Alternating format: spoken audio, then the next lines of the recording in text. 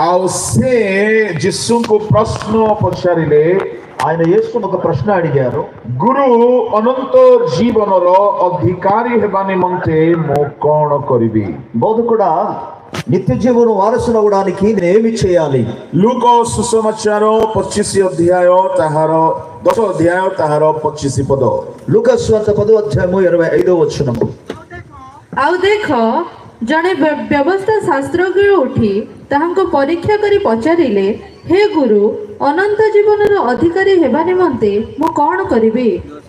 ଏଠାରେ ଜଣେ ଆଜିର ଭାଷାରେ ଥିଓଲୋଜିଆନ ବୋଲି ଆମେ କହୁ, ଏହିପରି ଜଣେ ଧର୍ମ ଶାସ୍ତ୍ରଜ୍ଞ ଆସି ଯୀଶୁଙ୍କୁ ପରୀକ୍ଷା କରିକି ପଚାରିଲେ, ଗୁରୁ, ଅନନ୍ତ ଜୀବନର ଅଧିକାରୀ ହେବା ନିମନ୍ତେ ମୁଁ କ'ଣ କରିବି? నేటి దినాల్లో ఇప్పుడు అంటే వేదాంత కళాశాలలో విద్య నేర్చుకున్నటువంటి ఒక వ్యక్తి లాగా ఇక్కడ మనం చూస్తే ఆ వ్యక్తి వచ్చి యేసు ప్రభువును పరీక్షిస్తే ఏమంటాడంటే, బోధకుడా, నిత్య జీవనం అనుభవించడానికి నేనేమి చేయాలని అడుగుచున్నాడు. ସେ ପରୀକ୍ଷା କରିବା ଉଦ୍ଦେଶ୍ୟରେ ପଚାରୁଅଛନ୍ତି। ఆయన యేసు ప్రభువును పరీక్షిస్తూ ఈ ప్రశ్న అడుగుతున్నాడు. ତାହାର ପ୍ରଶ୍ନର ଉଦ୍ଦେଶ୍ୟ ଆଧ୍ୟାତ୍ମିକ ଜିଜ୍ଞାସା ନୁହେଁ। నిజానికి ఆయన అడుగుతున్న ప్రశ్నలో ఆధ్యాత్మిక జీవితంలో ఏదైనా ఒక విషయాన్ని తెలుసుకోవడానికి కాదది, କିନ୍ତୁ ଯୀଶୁଙ୍କୁ ଫାନ୍ଦରେ ପକାଇବା ପାଇଁ ପରୀକ୍ଷା କରିକି ସେ ପଚାରୁଛନ୍ତି। యేసు ప్రభు మీద ఏదో ఒక తప్పును ఆరోపించడానికి ఉద్దేశం కలిగి ఆయన ప్రశ్న అడుగుతున్నారు. ଯେଉଁମାନେ ଯୀଶୁଙ୍କୁ ପରୀକ୍ଷା କରିବା ପାଇଁ ପ୍ରଶ୍ନ କରୁଥାନ୍ତି, ଯୀଶୁ ସେମାନଙ୍କୁ ପ୍ରଶ୍ନ ବଦଳେ ଉତ୍ତର ନ ଦେଇକି ପ୍ରଶ୍ନ ବଦଳେ ପ୍ରଶ୍ନ ହିଁ କରନ୍ତି, ଆଉ ଉତ୍ତର ମିଳିଥାଏ। ఎవరైతే యేసుక్రీస్తు ప్రభువును పరీక్షించడానికి ప్రశ్న అడుగుతారో వారికి జవాబిచ్చే దానికి బదులుగా వారి ప్రశ్నకు మరొక ప్రశ్న వారికి యేసు ప్రభు చెప్పేవారు. ସେଥିରେ ଯୀଶୁ ତାହାକୁ କହିଲେ, అప్పుడు యేసు ఆయనతో ఏమన్నారంటే, ବ୍ୟବସ୍ଥାରେ କ'ଣ ଲେଖା ଅଛି? ధర్మశాస్త్రములో ఏమి రాయబడి ఉన్నది? ତୁମେ କିପରି ବ୍ୟବସ୍ଥା ପଢୁଅଛ? మీరు ధర్మశాస్త్రమును ఎలాగున చదువుకుంటున్నారు? ପ୍ରଶ୍ନର ବଦଳରେ ଉତ୍ତର ନ ଦେଇ ଯୀଶୁ ପ୍ରଶ୍ନ ହିଁ ଦେଲେ।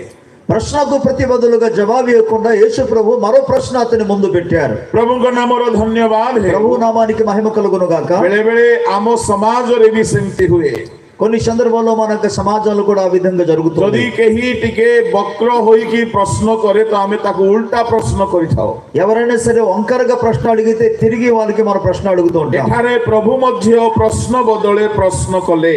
కాబట్టి ఇక్కడ యేసు ప్రభు కూడా ప్రశ్నకు ప్రతి బదులుగా ప్రశ్న ସେ అడిగారు. ଗୋଟିଏ ପ୍ରଶ୍ନ ପଚାରିଲା, ଯୀଶୁ ଦୁଇଟି ପ୍ରଶ୍ନ ପଚାରିଲେ। ఆయన ఒక ప్రశ్న అడిగితే యేసు ప్రభు రెండు ప్రశ్నలు అడిగారు. ସେଥିରେ ସେଇ ଶାସ୍ତ୍ରଜ୍ଞ ହିଁ ଯୀଶୁଙ୍କ ପ୍ରଶ୍ନର ଉତ୍ତର ଦେଉ ଦେଉ ନିଜର ଉତ୍ତର ପାଇଗଲା। ఆ సమయంలో ఆ ధర్మశాస్త్ర ఉపదేశకుడు యేసుక్రీస్తు ప్రభుకు జవాబిస్తూ తన యొక్క జవాబును ఆయన పొందుకున్నాడు. କ'ଣ ସେ ଉତ୍ତର ଦେଲେ? ఏంటని ఆయన జవాబు ఇచ్చారు? ତୁମେ ଆପଣା ସମସ୍ତ ଅନ୍ତଃକରଣ, ସମସ୍ତ ପ୍ରାଣ, ସମସ୍ତ ଶକ୍ତି ଓ ସମସ୍ତ ମନ ଦେଇ ପ୍ରଭୁ ଆପଣା ଈଶ୍ୱରଙ୍କୁ ପ୍ରେମ କର, ପୁଣି ଆପଣା ପ୍ରତିବାସୀକୁ ఆత్మతుల్య ప్రేమ కరో. అతడు దేవుడైన ప్రభువును నీ పూర్ణ హృదయముతోను, నీ పూర్ణ ఆత్మతోను, నీ పూర్ణ శక్తితోను, నీ పూర్ణ వివేకముతోను ప్రేమింపవలెనని, నిన్ను వలె నీ పొరుగువాణ్ణి ప్రేమింపవలెనని రాయబడి ఉన్నదని చెప్పెను. ସେଥିରେ ଯୀଶୁ ତାହାକୁ କହିଲେ, దానికి యేసు ప్రభు ఇలాగూ చెప్పారు, ତୁମେ ଯଥାର୍ଥ ଉତ୍ତର ଦେଲ, నీవు సరిగా జవాబిచ్చి ఉత్తరం ଏହା କର, అలాగుననే చేయము, ତୁମେ ଜୀବନ ପାଇବ, అప్పుడు నీవు నిత్య జీవాన్ని పొందుకుంటావు. ପ୍ରଭୁଙ୍କ ଲୋକମାନେ ଅନନ୍ତ ଜୀବନ ପାଇବା ପାଇଁ ହେଲେ, ప్రియమైన దేవుని ప్రజలారా, నిత్య జీవ పొందుకోవాలంటే এই ଦୁଇ ଗୋଟି କର୍ମ କରିବାକୁ ପଡିବ। ఈ రెండు విషయాలు మనం చేయవలసిన వారమే ఉన్నాము. କ'ଣ କ'ଣ ଏ ଦୁଇ ଗୋଟି କର୍ମ? మనం చేయాల్సిన రెండు క్రియలు ఏంటి? ପ୍ରଥମେ ଈଶ୍ୱରଙ୍କୁ ପ୍ରେମ କରିବା, మొదటిది దేవుణ్ణి మనం ప్రేమించడం, ଦ୍ୱିତୀୟରେ ପ୍ରତିବାସୀକୁ ପ୍ରେମ କରିବା। అలాగనే మన పొరుగు వారిని మనం ప్రేమించడం. ବାଇବଲର ସବୁଠାରୁ ଉତ୍କୃଷ୍ଟ କଥା ଏହା ଅଟେ। పరిశుద్ధ గ్రంథంలో అతి శ్రేష్టమైన వాక్యం ఇది. ବାଇବଲର ସବୁଠାରୁ ସାର କଥା ଏହା ଅଟେ। బైబిల్ గ్రంథంలో రాయబడిన అతి ఉన్నతమైన స్వచ్ఛమైన వాక్యం ఇది. ଯଦି ମଣିଷ ପାଇଁ କୌଣସି କର୍ମ ଅତ୍ୟାବଶ୍ୟକୀୟ, ତାହା ହେଉଛି এই দুই গোটি কর্ম మనిషి జీవితంలో ఏదైనా సరే అత్యవసరమైన పని ఉన్నదంటే ఈ రెండు మాటలు వారి జీవితంలో పాటించడమే. যদি জনে ঈশ্বরଙ୍କୁ প্রেম করে ଆଉ ପ୍ରତିବାସୀକୁ ପ୍ରେମ କରେ ସେ ନର୍କ ଯିବ ନାହିଁ. ఒక వ్యక్తి దేవుణ్ణి ప్రేమించి తన పొరుగు వాడిని ప్రేమిస్తే వాడు ఏమాత్రం కూడా నరకానికి వెళ్ళడు. যদি জনে আত্মিক ভাବରେ ବୃଦ୍ଧି ପାଇବା ପାଇଁ ଚାହେଁ ଏ ଦୁଇ ଗୋଟି କର୍ମରେ ହିଁ ଆତ୍ମିକ ଅଭିବୃଦ୍ଧିର ସବୁ କଥା ଅଛି. ఒక వ్యక్తి ఆధ్యాత్మికంగా ఎదుగుదల పొందాలంటే ఈ రెండు ఆజ్ఞలు పాటించడం ద్వారా ఆత్మికంగా బలము పొందగలడు. ঈশ্বরଙ୍କୁ ପ୍ରଥମେ ପ୍ରେମ କରିବା. కాబట్టి దేవుణ్ణి మొదట ప్రేమించాలి. ପ୍ରଭୁଙ୍କ ଲୋକମାନେ ప్రియ దేవుని ప్రజలారా, ସେତେବେଳେ ଶାସ୍ତ୍ରଜ୍ଞ ଆଉ ଗୋଟିଏ ପ୍ରଶ୍ନ ଯୀଶୁଙ୍କୁ ପଚାରିଲା. అప్పుడు ఇక ధర్మశాస్త్ర ఉపదేశకుడు మరొక ప్రశ్న యేసు ప్రభువుని అడిగారు. ଏବେ ସେ ଧାର୍ମିକ ବୋଲି ଦେଖାଇବାକୁ ଇଚ୍ଛା କରି ପଚାରୁଛି. ఇప్పుడు ఆయన తన్ను తాను నీతిమంతులుగా కనపరుచుకోవడానికి ప్రయత్నం చేస్తూ అడుగుతున్నాడు. କଣ ବୋଲି ପଚାରିଲା? 29 ପଦ ପଢନ୍ତୁ. 29 వచనాన్ని చదువుకుందాం. କିନ୍ତୁ ସେ ଆପଣାକୁ ଧାର୍ମିକ ବୋଲି ଦେଖାଇବାକୁ ଇଚ୍ଛା କରି ଯୀଶୁଙ୍କୁ ପଚାରିଲେ, ତେବେ ମୋର ପ୍ରତିବାସୀ କିଏ? ଏଠାରେ ସେ ନିଜକୁ ଧାର୍ମିକ ବୋଲି ଦେଖାଇବାକୁ ଇଚ୍ଛା କରି ପଚାରୁଛି, ଯୀଶୁ ମୋର ପ୍ରତିବାସୀ କିଏ? ఆయన తన్ను తాను నీతిమంతులుగా కనపరుచుకోవడానికి అడుగుతేమంటాడు, యేసు నాకు పొరుగువాడు ఎవరు అని ప్రశ్న అడిగాడు. ପ୍ରଭୁଙ୍କ ଲୋକମାନେ, ప్రియ దేవుని ప్రజలారా, ପ୍ରଭୁ ଯୀଶୁ ତାହାକୁ ସୁନ୍ଦର ଉତ୍ତର ଦେଲେ. యేసు ప్రభువు అతనికి చక్కటి జవాబును ఇచ్చారు. କଣ ଉତ୍ତର ଦେଲେ? 30 ପଦରେ 30 వచనములు ఏమని జవాబు ఇచ్చారు ఆయన? ଯୀଶୁ ସେହି ପ୍ରସଙ୍ଗ ଧରି କହିଲେ, ବସ ରହିଯାଆନ୍ତୁ. ଯୀଶୁ ସେଇ ପ୍ରସଙ୍ଗ ଧରିକି କହିଲେ. యేసు తానిచ్చిన మాట ప్రకారముగా ఆయన బోధించడం మొదలు పెట్టారు. ଆଜି ଆମର ପ୍ରସଙ୍ଗ ସେହି ପ୍ରସଙ୍ଗ ଅଟେ. ఈ రోజు మన యొక్క సందేశము ఆ సందేశమే. ଯୀଶୁ ଗୋଟିଏ ପ୍ରସଙ୍ଗ ଧରିକି ଏଠାରେ ବର୍ଣ୍ଣନା କରୁଛନ୍ତି. యేసు ప్రభువారు ఒక ప్రసంగాన్ని బట్టి తీసుకొచ్చి దాన్ని వర్ణించడం మొదలు పెట్టాడు. କଣ ସେ ପ୍ରସଙ୍ଗ? ఏంటి యొక్క ప్రసంగము? ପ୍ରତିବାସୀ କିଏ? పొరుగువారు ఎవరు? ପ୍ରତିବାସୀ କିଏ? పొరుగువాడు ఎవరు? ଯଦି ଆପଣ ମାନଙ୍କୁ ମୁଁ ପଚାରିବି, ఒకవేళ మిమ్మల్ని నేను అడిగాను అనుకోండి, ପ୍ରତିବାସୀ କିଏ ବୋଲି, నీ పొరుగువాడు ఎవరని అడిగితే ତାହେଲେ ଆପଣ ଦେଖିବେ ନିଜ ପାଖରେ କିଏ ଅଛି. అప్పుడు మీరు నీ పక్కన ఎవరున్నారో దాన్నే చూస్తారు. ତାହାକୁ ହିଁ ଆମେ ପ୍ରତିବାସୀ ବୋଲି ବୁଝୁ. పక్కనున్న వారిని మాత్రం మన పొరుగు వాడిని అనుకుంటున్నాం. ଯେହେତୁ ସାହିତ୍ୟ ବ୍ୟାକରଣ ଅନୁସାରେ ପ୍ରତି ସ୍ଥାନରେ ଥିବା ଆବାସକାରୀ ହେଲା ପ୍ରତିବାସୀ.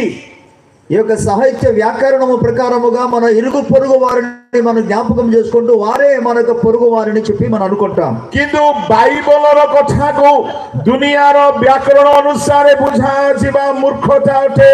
అయితే దేవుని యొక్క వాక్యాన్ని మనం అర్థం చేసుకోవడం ఇహలోక సంబంధం యొక్క జ్ఞానము చేత అది ఏమాత్రం కూడా అర్థం కాదు. ఎందుకంటే ఒకవేళ అనుకుంటే అది అజ్ఞానమే. ଦୁନିଆର ବିଜ୍ଞାନ ଅନୁସାରେ ବାଇବଲକୁ ବୁଝି ହେବ ନାହିଁ. ఈ లోక జ్ఞానము చేత బైబిల్ ఏమాత్రం మనం తెలుసుకోలేము. ଦୁନିଆର ବିଜ୍ଞାନରେ ଆଲୋକ ହେବା ପାଇଁ ହେଲେ ଲାଇଟ୍ ଜଳିବା ଦରକାର. ఈ లోక సంబంధంగా వెలుగు కావాలంటే ఇక లైట్ లను కూడా ఎలగాలి, ନଚେତ ସୂର୍ଯ୍ୟ ଥିବା ଦରକାର. లేదా సూర్యుడు ఉండవలసినది. କିନ୍ତୁ ବାଇବଲର ବିଜ୍ଞାନକୁ ଦେଖନ୍ତୁ. కానీ బైబిల్లో ఉన్న జ్ఞానాన్ని ఒకసారి చూడండి. ସୂର୍ଯ୍ୟ ଚତୁର୍ଥ ଦିନରେ ସୃଷ୍ଟି ହେଲା.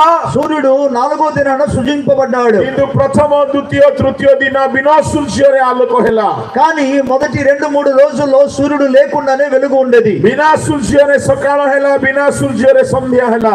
సూర్యుడు లేకుండానే ఉదయించాడు, సూర్యుడు లేకుండానే ତେଣୁ అస్తమించాడు. ବାଇବଲର ବିଜ୍ଞାନ ଈଶ୍ୱରଙ୍କ ବିଜ୍ଞାନ ଅଟେ. కాబట్టి బైబిల్ యొక్క విజ్ఞానమే దేవుని యొక్క విజ్ఞానమై ఉన్నది. ବାଇବଲର ଗଣିତ ମଧ୍ୟ ଅଲଗା ଅଟେ.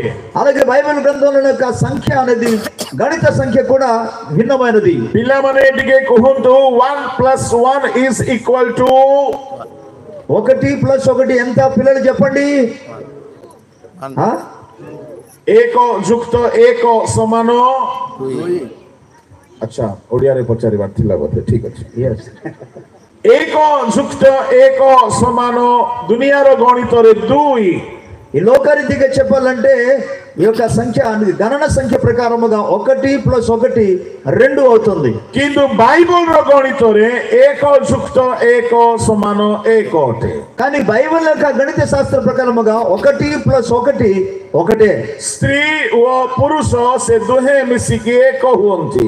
ఎందుకనగా పురుషుడు మరియు స్త్రీ వారు కలిసినప్పుడు వారు ఏకమవుతారు. ତେଣୁ ବାଇବଲର ଗଣିତକୁ ଦୁନିଆର ଗଣିତରେ ଆମେ ବୁଝିପାରିବା ନାହିଁ. కాబట్టి ఇక బైబిల్ గ్రంథంలో ఉన్న గణిత శాస్త్రాన్ని ఇహలోక సంబంధమైన గణిత శాస్త్రంతో మనం ఏమాత్రం కూడా కొలవలేము. ଦୁନିଆର ଗଣିତରେ 1+1=1 ସମାନ 3 ଅଟେ. ఈ లోక రీతిగా మనం చూస్తే 1+1+1 3 అవుతుంది. କିନ୍ତୁ ବାଇବଲରେ 1+1=1 ସମାନ 1 ଅଟେ. పరిశుద్ధ గ్రంథాన్ని గణిత శాస్త్ర ప్రకారంగా చూస్తే 1+1+1 కలిపితే పితా ఒకటే. పుత్ర పవిత్ర ఆత్మ 3 1 ఉంటుంది. ఎందుకనగా తండ్రి కుమార పరిశుద్ధాత్మ దేవుడు. బైబిల్ର ଗଣିତ ଦୁନିଆର ଗଣିତ ନୁହେଁ. కాబట్టి పరిశుద్ధ గ్రంథంలో ఉన్న గణితము గణిత శాస్త్రము ఇహలోక సంబంధమైనది కాదు. ଏଣୁ ବାଇବଲର କଥାକୁ ବାଇବଲ ଭାବରେ ବୁଝିବାକୁ ହେବ. కాబట్టి బైబిల్లో ఉన్న లేఖనాలు బైబిల్ ప్రకారంగానే మనం అర్థం చేసుకోవాలి. ବାଇବଲର ଶବ୍ଦକୁ ଧରି ଚାଲିଲେ ହୁଏତ ଆପଣ ବଣା ହେଇପାରନ୍ତି, ଭ୍ରାନ୍ତ ହେଇପାରନ୍ତି. కాబట్టి బైబిల్లో ఉన్న శబ్దాలను కూడా తెలుసుకుంటే బహుశా మీరు పిచ్చలైపోతారేమో. ଏଣୁ ବାଇବଲର ଭାବକୁ ବୁଝିବାକୁ ପଡିବ. కనుక బైబిల్లో ఉన్న వాటిలో భావాలను మనం తెలుసుకోవాలి. ଏଠାରେ ପ୍ରଭୁ ଯୀଶୁ ତାହା ବୁଝାଉଛନ୍ତି. ପ୍ରତିବାସୀ କିଏ? ఇక్కడ యేసు ప్రభు వారు పొరుగువాడు ఎవరో తెలియజేస్తున్నాడు.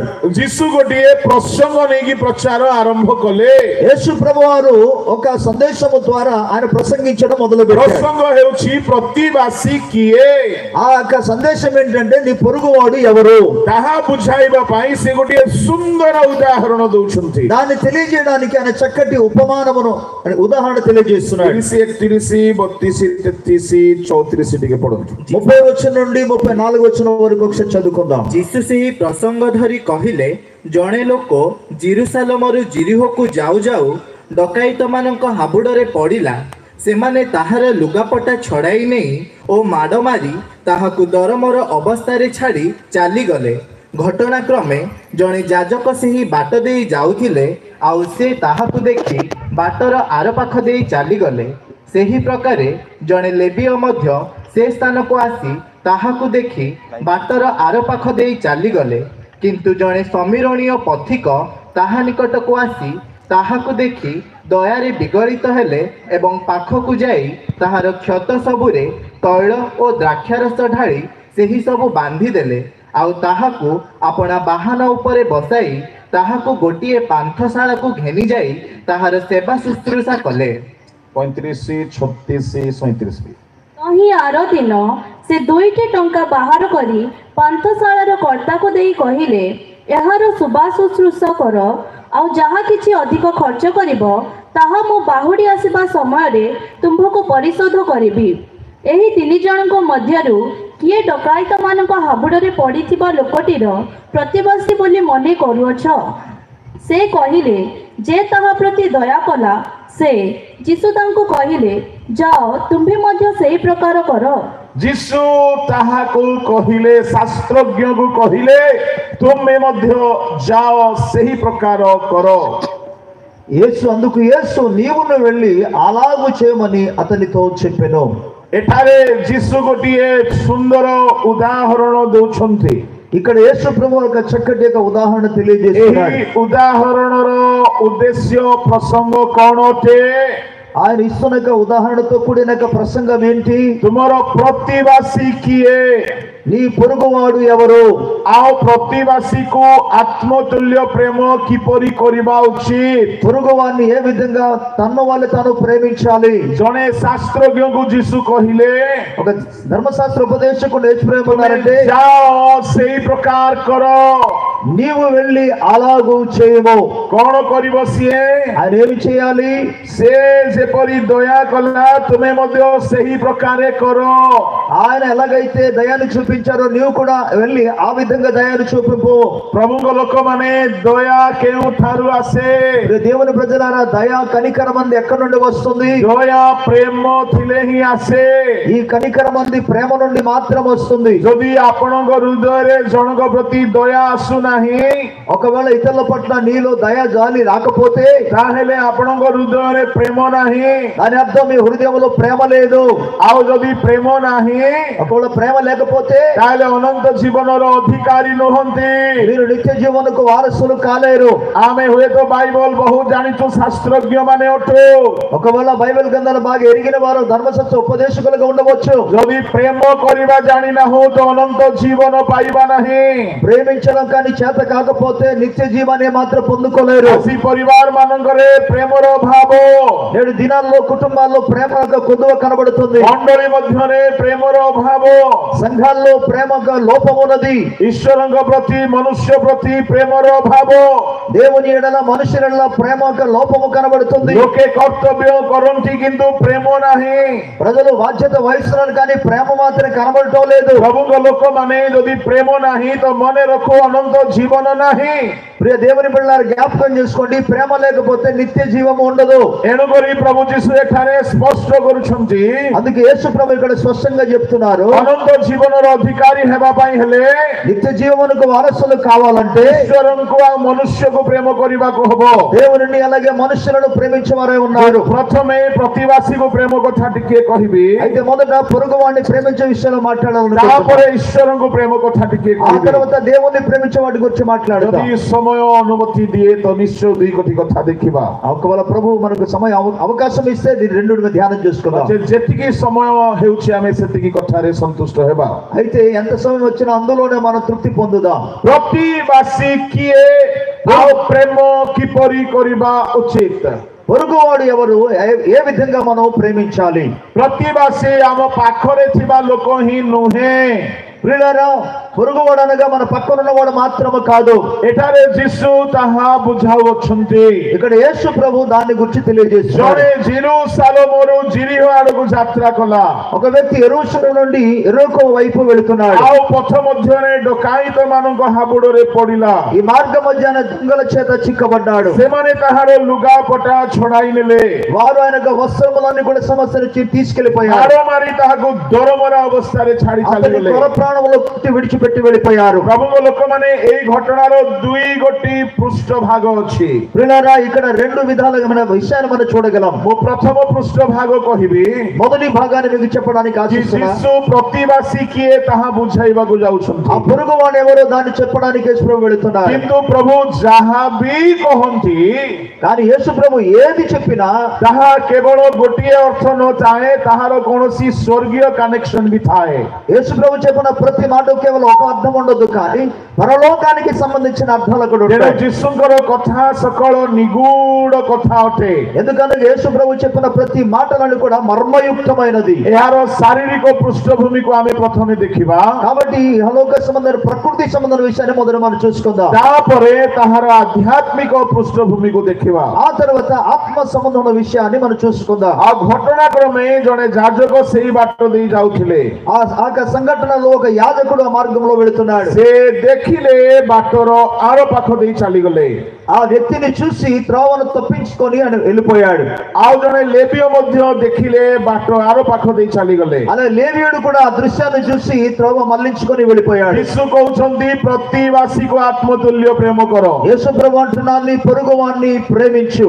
ଏଇ ଲେବୀୟ ଯାଜକ ଏମାନେ ଧାର୍ମିକ ଅଟନ୍ତି କିନ୍ତୁ ପ୍ରେମ ବିହୀନ ଧାର୍ମିକ। ఈ లేవీయులు యాజకులందరూ కూడా నీతిమంతులే కానీ ప్రేమ లేని నీతిమంతులు। ଏମାନେ ରିଲିଜିୟସ୍ ଲୋକମାନେ ଅଟନ୍ତି। వీరు కేవలం భక్తికి సంబంధించిన ప్రజలు మాత్రమే। ଲେବୀୟ ମାନେ ହେଲେ ବଂଶାନୁକ୍ରମେ ଈଶ୍ୱରଙ୍କ ସେବା କରିବା ଜାତି ଅଟନ୍ତି। లేవీయులు ఎవరనగా వారికి వంశక్రమానుసారంగా సేవా కార్యక్రమాలు వెళ్ళేవారు। ଏମାନେ ସମୟ ଅନୁସାରେ ଗିର୍ଜାକୁ ଯାଆନ୍ତି। వారు సమయానికే వారు సంఘానికి చర్చికి ପୁରା వెళ్తారు। ବିଶ୍ୱସ୍ତ ଭାବରେ ବଳି ଉତ୍ସର୍ଗ କରନ୍ତି। వారు చాలా నమ్మకముగా బలులు అర్పణ చేస్తారు। ଧାର୍ମିକତାର ନୀତି ନିୟମାନୁସାରେ ସବୁ ବଳିର ପ୍ରଥା ପାଳନ କରନ୍ତି। ఈ యొక్క నీతి న్యాయానుసారంగా ఇవ్వబడిన ప్రతి విధమైన బలులన్నీ కూడా అర్పణ చేస్తారు। ଏବଂ ବ୍ୟବସ୍ଥା ଅନୁସାରେ ପିନ୍ଧନ୍ତି। అలాగే ఈ యొక్క ధర్మశాస్త్ర ప్రకారంగా వారు వస్త్రధారణ చేస్తారు। ବ୍ୟବସ୍ଥା ଅନୁସାରେ ଶୁଚି ହୋଇକି ରୁହନ୍ତି। ధర్మశాస్త్ర ప్రకారముగా వారు పరిశుద్ధి కలిగి ఉంటారు। ସବୁ କର୍ମ କ୍ରିୟା ବ୍ୟବସ୍ଥା ଅନୁସାରେ କରନ୍ତି। వారు చేసే ప్రతి ఒక్క పనులు ధర్మశాస్త్ర అనుసారంగా వాళ్ళు ହେଲେ చేస్తారు। ବ୍ୟବସ୍ଥାର କ୍ରିୟାକର୍ମ କରୁ କରୁ କରୁ କରୁ ପ୍ରେମ କରିବା ଭୁଲି ଯାଇଛନ୍ତି। ఈ ధర్మశాస్త్ర క్రియను అనుసరిస్తూ వారు ప్రేమించే విషయమో మర్చిపోయారు। ଆଜି ଅନେକ ମଣ୍ଡଳୀରେ ସେଇ ଅବସ୍ଥା। నేడు అనేక సంఘాలలో ఇదే పరిస్థితి కనబడుతుంది. ଏଠାରେ ଯେମିତି ଲେବିୟ ଆଉ ଯାଜକର ଅବସ୍ଥା, ఇక్కడ లేవీయులు అలాగే ఆ యాజకుని యొక్క పరిస్థితి ఎలాగున్నదో, କଣ ଲେବିର ଅବସ୍ଥା? లేవి యొక్క పరిస్థితి ఏంటి? ఇక్కడ ଈଶ୍ୱରଙ୍କ କର୍ମ କରୁଅଛନ୍ତି, దేవుని యొక్క కార్యమును చేస్తున్నారు కానీ ଈଶ୍ୱରଙ୍କ ଲୋକମାନଙ୍କ ପାଇଁ କରୁଅଛନ୍ତି, దేవుని ప్రజల కొరకే ఆయన పని చేస్తున్నాడు కానీ ଆଉ ନିଜେ ବହୁତ ଧାର୍ମିକ ଭାବରେ ଅଛନ୍ତି, తనంతర తాను నీతి కలిగి ఉన్నాడు ఆయన. ଆଉ ମନ୍ଦିର ଆଡକୁ ଯାଉଛନ୍ତି, అలాగే దేవుని యొక్క మందిరానికి వెళుతున్నాడు. କିନ୍ତୁ ଜଣେ ଲୋକ ମରିବା ଅବସ୍ଥାରେ ଥିଲେ ବି ତାକୁ ଦୟା କରୁନାହାନ୍ତି. ఒక వ్యక్తి చావడానికి సిద్ధంగా ఉన్న సరే అతని పట్ల ఎటువంటి దయ కనికరం చూపటం లేదు. এই লোক ধার্মিক অটে কিন্তু দয়া রহিত অটে. ఈ వ్యక్తి నీతిమంతుడు కానీ దయ కనికరము లేని నీతిమంతుడు. ଆଉ ଯୀଶୁ ତେଣୁ କରି ଏଠାରେ ବୁଝାଉଛନ୍ତି, కనుక యేసు ఇక్కడ అందుకే తెలియజేస్తున్నారు. ଏ ଶାସ୍ତ୍ରଜ୍ଞ ନିଜକୁ ଧାର୍ମିକ ଦେଖାଇକି ପଚାରିଥିଲା, ఈ ధర్మశాస్త్ర ఉపదేశకుడు తను తన నీతిమంతులుగా ମୋର కనపరుచుకుంటాడు. ପ୍ରତିବାସୀ କିଏ? నా యొక్క పొరుగువాడు ఎవరు? ଯୀଶୁ ତାହାକୁ ବୁଝାଉଛନ୍ତି, యేసు ప్రభు అతని తెలియజేస్తున్నాడు. ଧାର୍ମିକ ଦେଖାଇ ହେବା ଲୋକମାନଙ୍କ ଠାରେ ପ୍ରେମ ନଥାଏ. ఎవరైతే నీతి కనపరచే ప్రయత్నం చేసిన వాళ్ళు ప్రేమ ఉండదు. ବେଳେବେଳେ ମଣ୍ଡଳୀ ଭିତରେ ବହୁତ ଏମିତି ଥାନ୍ତି, కొన్ని సందర్భాల్లో సంఘం లోపల అటువంటి విశ్వాసులు ఉంటారు. ମଣ୍ଡଳୀର ବାଇଲକୁ ଧରିକି ବେଶୀ ଉତ୍ପାତ କରନ୍ତି, వారు సంఘంలో ఉన్న కొన్ని కార్యక్రమాలు పట్టుకొని వాళ్ళు ఎంతో గర్విస్తారు. ଆଉ ସେମାନେ ବାଇଲକୁ ଧରିକି ମଣ୍ଡଳୀ ମଧ୍ୟରେ ଝଗଡା କରନ୍ତି, ఆ సంఘంలో ఉన్న కొన్ని నియమాలు పట్టుకొని గొడవలు కూడా చేసేస్తారు. ଆଉ ସେମାନେ ବହୁତ ରିଲିଜିୟସ୍ ଅଟନ୍ତି. వారు ఎంతో మతపరమైన భక్తి కలిగిన వారు. ଆଉ ସେଦିନ ଲେବିୟ କାହିଁକି ତାକୁ ଦୟା କଲା ନାହିଁ? ఆ రోజు అసలు ఎందుకు లేవీయుడు అతని పట్ల ତାର కనికరం? କାରଣ ହେଉଛି ବ୍ୟବସ୍ଥା. దాని అర్థము ధర్మశాస్త్రము. ବ୍ୟବସ୍ଥା ଅନୁସାରେ ସେ ଏତେ ଭକ୍ତ ହେଇଯାଇଥିଲା ଯେ ధర్మశాస్త్ర ప్రకారంగానే ఎంత భక్తిపరుడు అంటే ଯଦି ତାକୁ ଦୟା କରିବା ପାଇଁ ହାତ ବଢାଇବ, ఒకవేళ అతన్ని దయ చూపడానికి చేతులు ଆଉ చాపితే, ସେତେବେଳେ ଯଦି ସେ మରିଯାଏ, ఒకవేళ ఆ వ్యక్తి చనిపోయాడు అనుకోండి, ତାହେଲେ ଶବକୁ ଛୁଇଁବା ହେତୁରୁ ଯାଜକ ଅଶୁଚି ହେଇଯିବ. శవమును ముట్టడం మూలంగా యాజకుడు అపవిత్రుడైపోతుంది. ଅଶୁଚି ଯଦି ହେଇଗଲା, ఒకవేళ అపవిత్రుడైపోతే ତାହେଲେ ସେଦିନ ମନ୍ଦିରରେ ପ୍ରବେଶ କରିପାରିବ ఆ ନାହିଁ. రోజు ఆయన మందిరములో ప్రవేశించలేడు. ଆଉ ଯଦି ମନ୍ଦିରରେ ପ୍ରବେଶ କରିବ ନାହିଁ, ఒకవేళ యొక్క మందిరములో ప్రవేశించకపోతే ତାହେଲେ ଯାଜକ ମାନଙ୍କୁ ବଳିର ପଶୁର ଡାହାଣ ବକ୍ଷ ଡାହାଣ ଚଟୁଆ ମିଳୁଥିଲା, ତାହା ତାକୁ ମିଳିବ ନାହିଁ. యాజకులకి బలి అర్పణ చేసిన తర్వాత ఈ యొక్క పశువు యొక్క కుడి కాళ్ళు కావచ్చు, కుడి చేతి కావచ్చు, అది వారికి అర్పణగా ఇస్తారు. ఒకవేళ బలి చేయలేదు అనుకోండి, ఇవి ఆయనకి ఏమాత్రం దొరకదు. ସଦାପ୍ରଭୁଙ୍କ ମନ୍ଦିରରେ ଗୋଟିଏ ଜାଗାରେ ବଳି ଉତ୍ସର୍ଗ ହୁଏ. దేవుని యొక్క మందిరములో ఒక స్థలంలో బలి అర్పణ ପୁରା చేస్తారు. ଇସ୍ରାଏଲ ଦେଶର ଲୋକମାନେ ସେଠାକୁ ଯାଆନ୍ତି. ఇజ్రాయెల్ దేశ ప్రజలందరూ కూడా అక్కడికే వెళతారు. ଗୋଟିଏ ଦିନରେ ପାଖାପାଖି 100, 150, 200 ବେଳେ ବେଳେ 300 ବଳିଦାନ ବି ହୁଏ. ఒక్క రోజున వీలైతే 100 వరకు, 200, 300 వరకు కూడా బలి అర్పణ చేస్తారు. ଭାବି ନିଅନ୍ତୁ ଗୋଟେ 50ଟା ଯାଜକ ଅଛନ୍ତି, మనం అనుకుందాం అక్కడ 50 మంది యాజకులు ఉన్నారు. ଗୋଟିଏ 100ଟା ପଶୁ ବଳି ହେଲା, అక్కడ 100 పశువులు వధింపబడింది. 100ଟା ଡାହାଣ ବକ୍ଷ ଡାହାଣ ଚଟୁଆ ଏମାନଙ୍କ ଭାଗରେ ପଡିଲା. అప్పుడు ఈ 100 మందికి ఆ పశువు యొక్క కుడి కాళ్ళు అలాగే కుడి చెయ్యి అనేది వారి చేతికి వారికి వంతు ଏମାନେ వస్తుంది. କଣ କରିବେ? ସବୁ ତ ରାନ୍ଧିକି ଖାଇଲେ ସରିବ ନାହିଁ. వీళ్ళు ఏం చేస్తారంటే అంతా వంట చేసి తిన్నారు అనుకోండి, వాళ్ళకి సరిపోదు కాబట్టి ମନ୍ଦିର ବାହାରେ ହିଁ ଗୋଟିଏ ମାଉଁସ ଦୋକାନ ଖୋଲି ଦେଇଛନ୍ତି, వారు దేవాలయం పక్కనే ఒక మాంసపు దుకాణం తయారు చేశారు. ଆଉ ସେଠାରୁ ତାହା ବିକ୍ରି ହଉଛି. అక్కడ నుండి వాళ్ళు అమ్మడం మొదలు పెట్టారు. ସେଠାରେ ଆଙ୍କରି ଲୋକମାନେ ହିଁ ଦୋକାନରେ ବସିଛନ୍ତି. అక్కడ వీరికి సంబంధించిన వారి దుకాణంలో కూర్చున్నారు. ଏମାନେ କେତେ ମାଂସ ଖାଇବେ? ఎంతవరకు వీళ్ళు మాంసం తినగలరు? ଆଉ ଯଦି ଭାବି నిଅନ୍ତୁ 50ଟା ଯାଜକ ଅଛନ୍ତି, మనం అనుకుందాం ఒకవేళ 50 మంది యాజకులు ఉన్నారు అనుకోండి, ଯଦି 200ଟା ପଶୁ ବଳି ହେଲା, 200 పశువులు కానీ బలి చేయబడితే ତାହେଲେ ଗୋଟିଏ ଗୋଟିଏ ଯାଜକକୁ 4ଟା ବକ୍ଷ 4ଟା ଚଟୁଆ ମିଳିଲା. అప్పుడు ఒక్కొక్క యాజకునికి ఆ 4 చేతులు 4 కాళ్ళు వస్తాయి. ଗୋଟେ ବକ୍ଷରେ କେତେ ମାଂସ ଥିବ ଆଜ୍ଞା? ఒక కాళ్ళలో ఎంత మాంసం ఉంటుందండి? କମ୍ ସେ କମ୍ ଗୋଟେ 5 କେଜି. ఇంచుమించు కనీసం ఒక 5 కేజీలు ଆଉ ఉంటాయి. ଗୋଟେ ଚଟୁଆରେ କେତେ ମାଂସ ଥିବ? ఇక కాళ్ళలో ఉన్న మాంసం ఎంత କମ୍ ఉంటుంది? ସେ କମ୍ ଗୋଟେ 5 କେଜି. ఇంచుమించు ఒక 5 కేజీ. ମନେ କରନ୍ତୁ ଜଣେ ଯାଜକକୁ ଯଦି ଗୋଟିଏ ଦିନ 50ଟା ଯାଜକକୁ 200ଟା ଭାଗରେ ପଡିଲା, ఒకవేళ 50 మందికి 200 పశువుల యొక్క మాంసం వచ్చింది అనుకోండి, ତାହେଲେ ଗୋଟେ ଯାଜକକୁ 4ଟା ମିଳିଲା. ఒక యాజకునికి 4 దొరుకుతుంది. କଣ କଣ 4ଟା ମିଳିଲା? ఏంటా 4?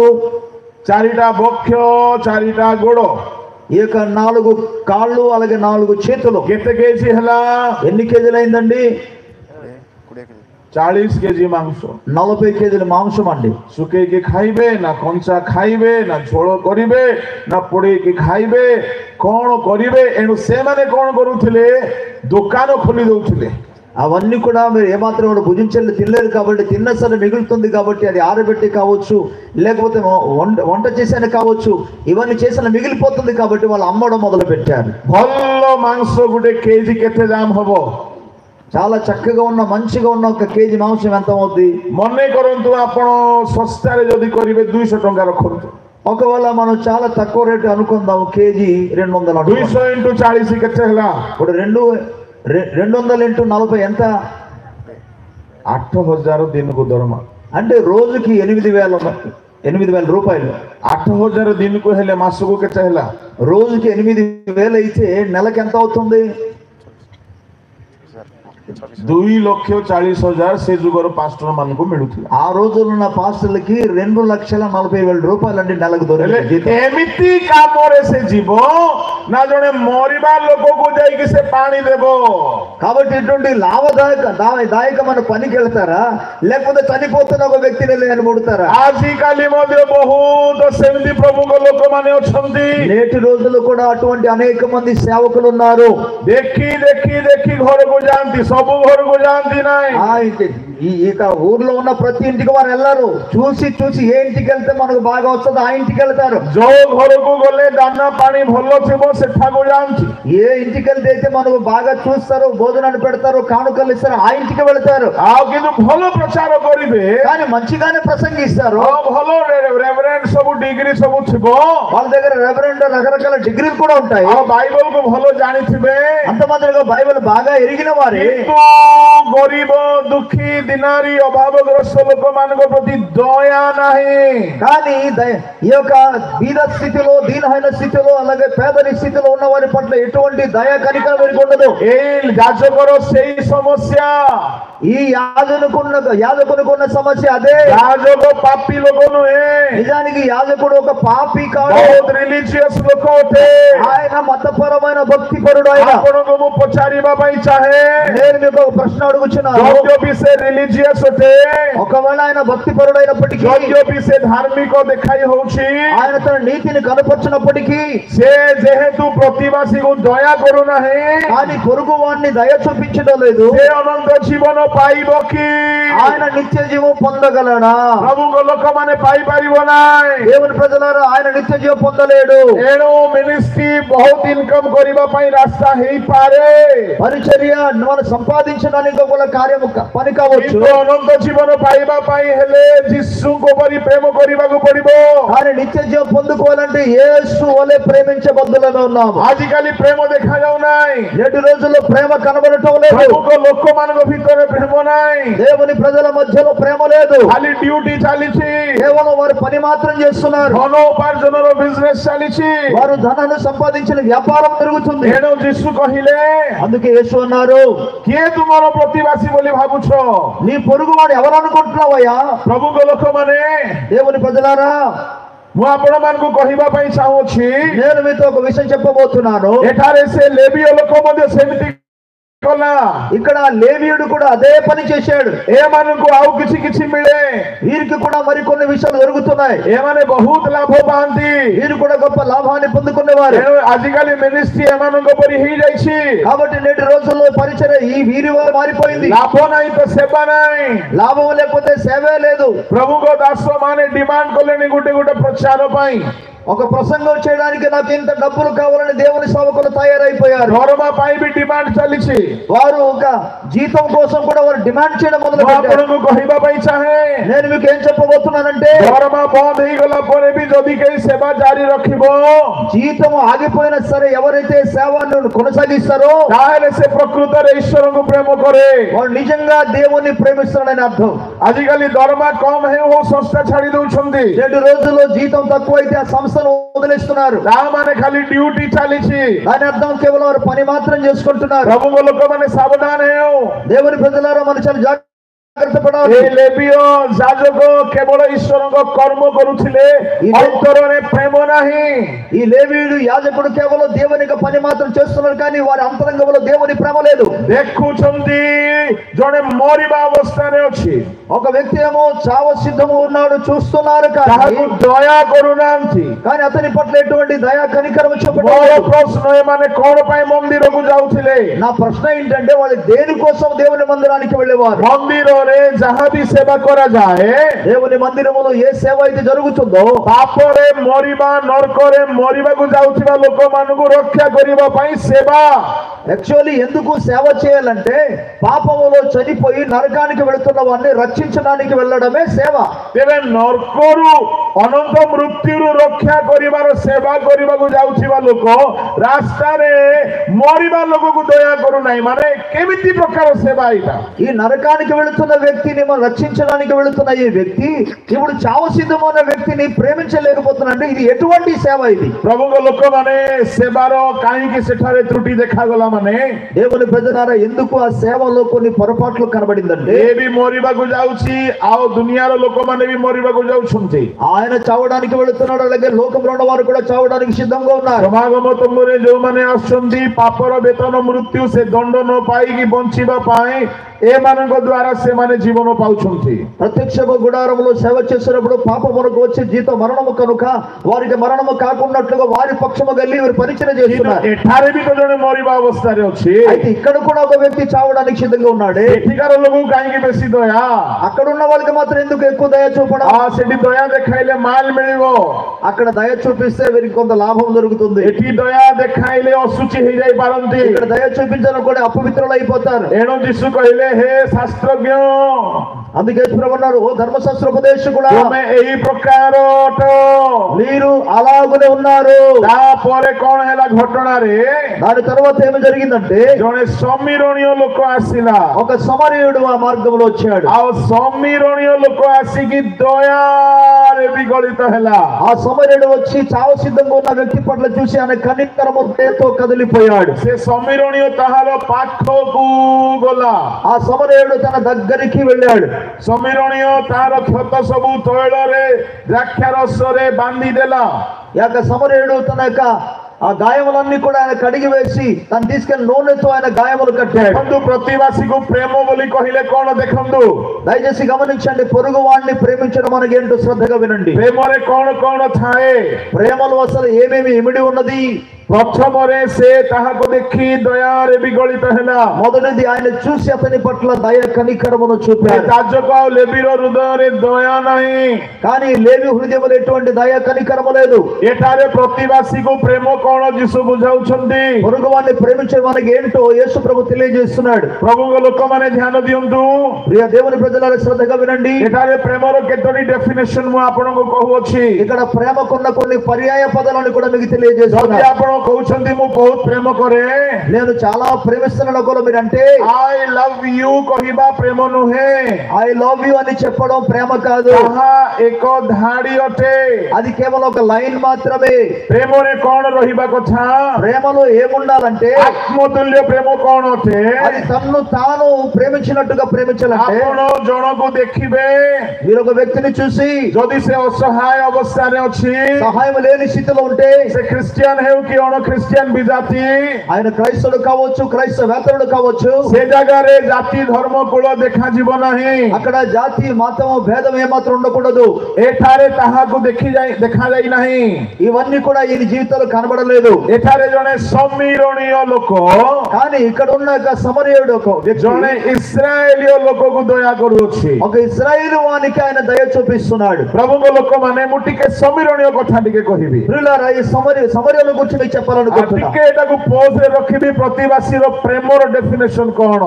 ఈ పొరుగు వాడిని ప్రేమించే యొక్క వాటి యొక్క నిర్వచనం ఏంటో మీకు చెప్పడానికి ఆశిస్తాను. ଟିକେ ଆପଣ ମାନଙ୍କ ଠାରୁ ଉତ୍ତର ଶୁଣିବାକୁ ଚାହିଁବି। మీ యొద్ద నుండి నాకు జవాబు రావాలి. ଆପଣ ମାନେ ଦୟାକରି ମୁଖ ଖୋଲିକି ଉତ୍ତର ଦେବେ। మీరు నేను అడిగినప్పుడు దయచేసి నోరు తెరిచి జవాబు ఇవ్వండి. ସମୀରଣୀୟ ମାନେ କିଏ? ఈ సమరయులు ఎవరు? ଆଉ ଥରେ, ସମୀରଣୀୟ ମାନେ କିଏ? ఈ సమరయులు ఎవరు? ଉତ୍ତର ଦିଅନ୍ତୁ। జవాబు ఇవ్వాలి.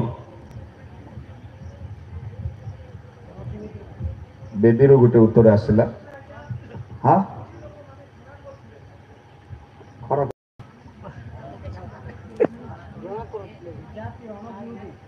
अणजिहुदी माँ माने किसी उत्तर अमला रेमन చెప్తారా జవాబు ఇస్తారా ఇస్తారా ఇస్తారు ఇస్తారండి ఇస్తారాక జవాబు ఇవ్వండి अच्छा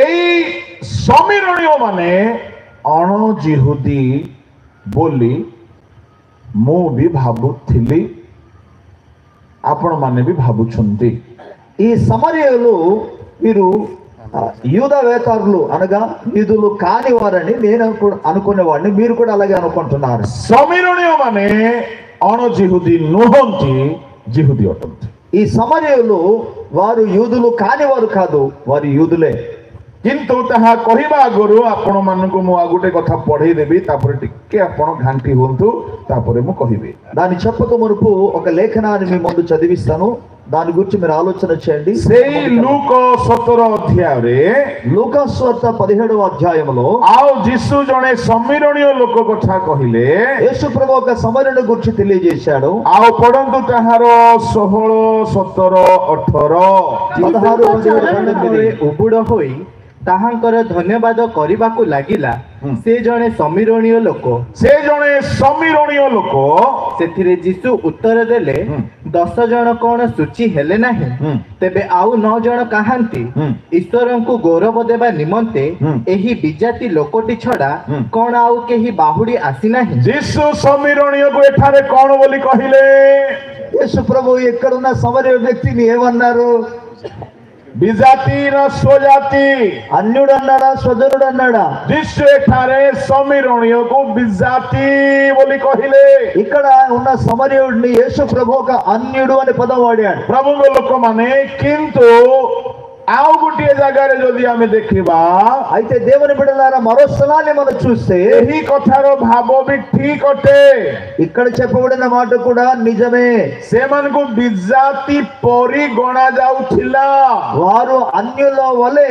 ఎంచబడేవారు କିନ୍ତୁ ବାସ୍ତବରେ ସେମାନେ ବିଜାତି ନୁହନ୍ତି కానీ నిజానికి వారు అన్యులు కారు ସେମାନେ ସ୍ୱତନ୍ତ୍ର ଭାବରେ ଜିହୁଦୀ ଅଟନ୍ତି వారు నిజానికి స్వతంత్రంగా వారు యూదులే ଆପଣ ମାନଙ୍କୁ ମୁଁ ତାହାର ପ୍ରମାଣ ଐତିହାସିକ କଥା ଟିକେ କହିବି వారిని గుర్చిన రుజువును ఈ యొక్క చరిత్ర ప్రకారంగా చెప్తా ఇస్రాయేల్ ଯେତେବେଳେ ଦାଉଦଙ୍କ ପରେ ପରେ ସୋଲୋମନ ଆସିଲେ ఇజ్రాయెల్ యొక్క రాజ్యములో దావీదు తర్వాత ఎప్పుడైతే సొలొమోన్ రాజు వచ్చాడు ସୋଲୋମନଙ୍କର ପୁଅ రెహబాମ ସମୟରେ ରାଜ୍ୟ ଦୁଇ ଭାଗରେ ବିଭକ୍ତ ହେଲା సొలొమోను కుమారుడైన రెహబాము దినాలలో రాజ్యము రెండు భాగాలుగా విభజించబడింది నార్థన్ ఇజ్రాయెల్ సౌదర్న్ ఇజ్రాయెల్ అక్కడ ఉత్తర ఇజ్రాయెల్ అలాగే దక్షిణ ఇజ్రాయెల్ గా మారింది ଉତ୍ତର ଭାଗର ଇସ୍ରାଏଲୀୟ ଲୋକମାନେ ଆତ୍ମିକ ଭାବରେ ଦୁର୍ବଳ ଥିଲେ ఈ ఉత్తర భాగంలో ఉన్న వారి ఇజ్రాయేలు ఆత్మీయంగా బలహీనులు କିନ୍ତୁ ଦକ୍ଷିଣ ଭାଗର ଇସ୍ରାଏଲୀୟ ମାନେ ଆତ୍ମିକ ଭାବରେ